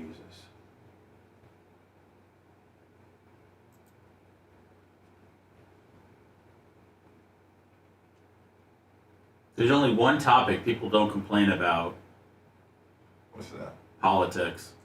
No, I see people complain a little bit about it. But I mean, not when it's going on, not when the commentary is going on the side that they root for. Oh, yeah. When I was on that surf trip, these guys want to talk politics in Mexico, and I'm like, guys, leave me alone. I'm not here to talk politics. I'm here to surf. I mean, do we know who's on the phone line? What's his name? I know that. I can check. Good morning, Bubba the Love Sponge Show. How come 0% of these people that are all about like protect the kids, none of them have kids? I know, isn't that weird? When you say protect the kids from a pride parade, you do know that any sort of responsible parent would not bring their kid down there. Right, exactly. So, I mean, you can talk about protecting the kids, but that's kind of up to their parents. Right.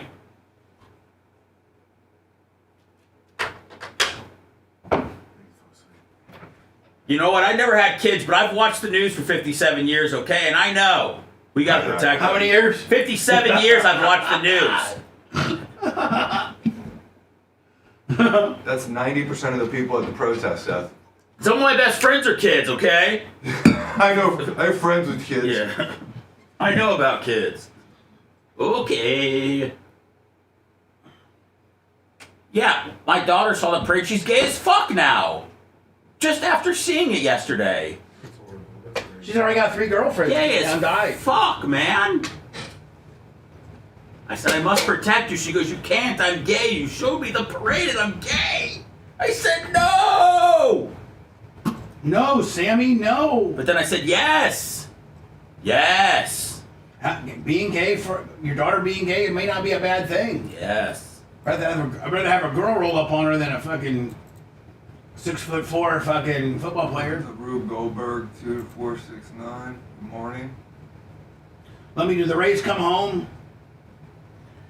Yeah, from 3 games, and then they're back on the road until All-Star game.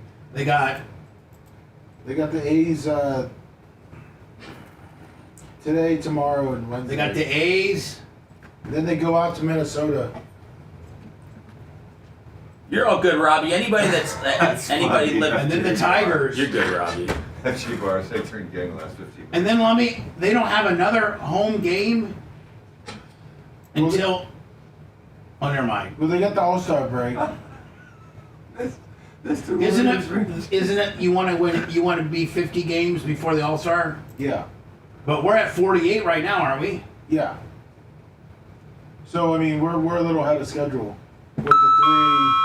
We're 47 and 37. We're a game and a half behind the Yankees, but in the wild card, we're 5.5 ahead of Seattle. Mr. William R. Sanchez, that is funny. I mean, that's pretty strong going in the, especially how they started out. Oh no, Danny, I don't like that. I won't be there one night. They didn't have the greatest of April. Now, are they getting some injured guys back? Yeah, they're rolling.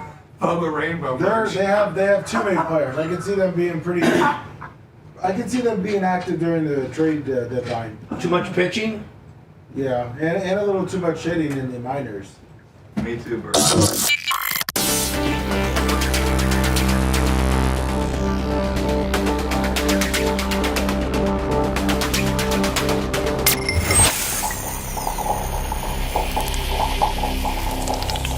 Broadcasting live from the Aquabito Studios. Aquabito.com/Bubba. It's the Bubba the Love Sponge Show. I guess the people on YouTube are full hot. Bubba, stop the gay stuff. Not that bad. Like, it's, if you don't like me covering gay stuff, that's on you and your insecurities. I'm secure enough in my sexuality that I can cover the San Francisco and New York Gay Pride Parade. I'm also an advocate of the First Amendment. And they're like, what about kids? And I think Seth said it best. No responsible parent would bring their child down there and expose them to this unless you were supportive of potentially your child being gay. If you're going to conventionally raise your child as a heterosexual or whatever your child figures himself out to be, you wouldn't take your child and expose your child to this. Don't forget, you're in charge. You're the parent. Your kid only goes to where you take them. So I don't have a problem with gay people, lesbian people, whatever the whole gay pride parade encompasses. I don't have a problem. Well, I do have kind of a problem with some of the kid indoctrination kind of deal that we kind of saw in New York. But I can turn it off. First of all, I wouldn't be attending it, so I wouldn't be watching. And secondly, I watched it on TV so that I could talk about it on the show today because I found it obscure. I found it, wow, they're dedicating an entire network to this, much like they do the same type of resources and network for the Macy's, Thanksgiving Day parade. And, that's good for gay people. I don't have a problem of wanting gay people to have good things or good things happen to them or equal opportunity. I don't have a problem with that. No, and anyone who's being intellectually honest knows that the gay people they know are some of the funnest people to hang out with. They're some of the funniest people. The best nightclubs, the best partying are always with and some gay of the gay clubs. people, some of the gay people that I know, Jay, they're not forcing their gayness on you. No, and most of them don't like this crap. By the way, when they put in the whole LGBTQR plus and all the different letters, like most of the G's are like, keep me out of it. Yeah, I'll be fine with just being a G. You don't need to include me in all the alphabet soup. Right, and most of them don't attend. this sort of one thing. of the funniest listeners on this show. It looks like what started out as a potential, not rib, but something that wasn't taken so seriously. It looks like it might happen. An alligator Alcatraz is going to it looks like they're building temporary fencing right now. I'm sorry, temporary barracks. Temporary barracks, like tents, if you will. Yes. To house 5,000 immigrants, and you only have to have a gate on one side because the backside of is Everglades. Well, yeah, so like you only need a fence on one side, which is the highway side. Otherwise, let them go ahead. Go ahead and start, escaping waist deep into the Everglades. You're going to get killed. You're going to get eaten. I think per capita, there's more pythons and gators out and things that can kill you than anything. I saw a report one time that a person, if they've dropped you off in the middle, 2 or 3 miles from the roadside in the Everglades, that there'd be no way you could make it back to the road. No. Well, there's pythons and snakes, and there's alligators, and there's so much in that eco world. It's crazy. And it's all scary. Oh, it's all scary. Starting next month, 5,000 migrants will be housed in trailers and heavy-duty tents at this remote, abandoned airfield. Lummy, do you know, as you were off of 52 yesterday, yes, did you see that old go-kart track? Yeah. It's now looks like it's all FEMA trailers. Did you see that? Yeah, I saw that. I was wondering what that was. I think it's a staging area because they look just like these. Yeah. At this remote, abandoned airfield. As I call it, Alligator Alcatraz. In a promotional video set to music, Florida's Attorney General lays out what he considers a deterrent for any potential escapees. People get out, there's not much waiting for them other than alligators and pythons. But some local officials warn the environmental impact could be devastating. We have environmental. Really? Hold on. What's the environmental going to do? Physical stewardship and safety concerns. Mayor of Miami-Dade. The Trump administration has said it wants to get up to 100,000 beds at detention centers across the country. Starting next month, 5,000 migrants will be housed in trailers. It just cut off. Well, it just went back to the thing. Physical stewardship and safety concerns. Listen, they're going to have sewage. They're not going to dump the raw sewage into the Everglades. They're going to have portalets and portable showers and stuff to move this sort of thing. So what do the liberals go with when all else fails? You go with the environment. When all else fails and they got you dead to rights, I'm worried about the environmental concerns. Listen, the Everglades, there is no environmental concerns. It's a swamp.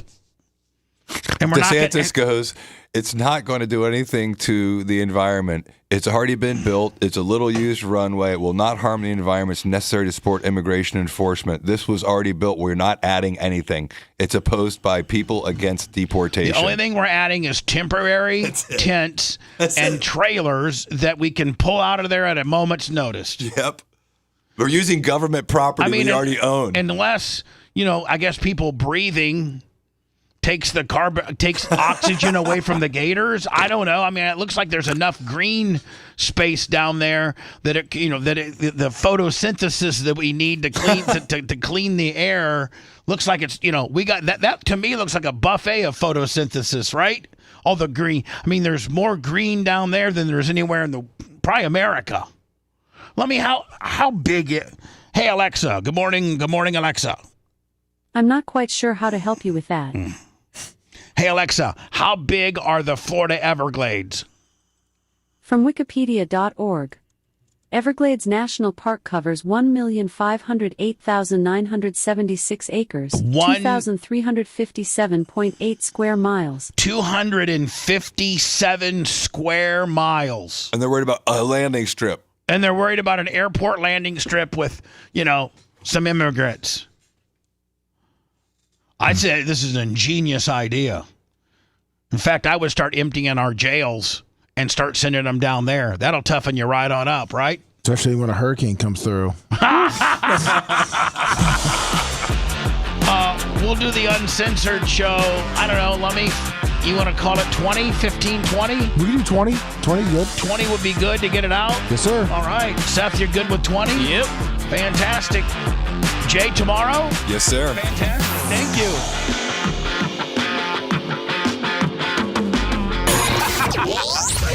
Thanks for letting me finish. You've been listening to the Bubba the Love Sponge Show, starring me, Bubba the Love Sponge, co-host and show historian, Lummit. It's Seth, co-host and president of podcasting. It's Brian Matroni, king of counter programming. You're wiring up. It's Mini Macho. The BRN agent, Thomas Buttoned Up B. Co-host, Dr. Dan Diaco, Esquire of Council. Co-host, J. Diaco, Esquire, the Spitting Cobra of Council. Now, time for the legal disclaimer. Exactly. The Bubba the Love Sponge Show is intended solely for the enjoyment of our listening audience. Any rebroadcast, retransmission, or other use of this show without express written consent of the Bubba Radio Network is prohibited. We must dissuade him of this delusion. Until next time, always remember. I repeat hello, I'm back.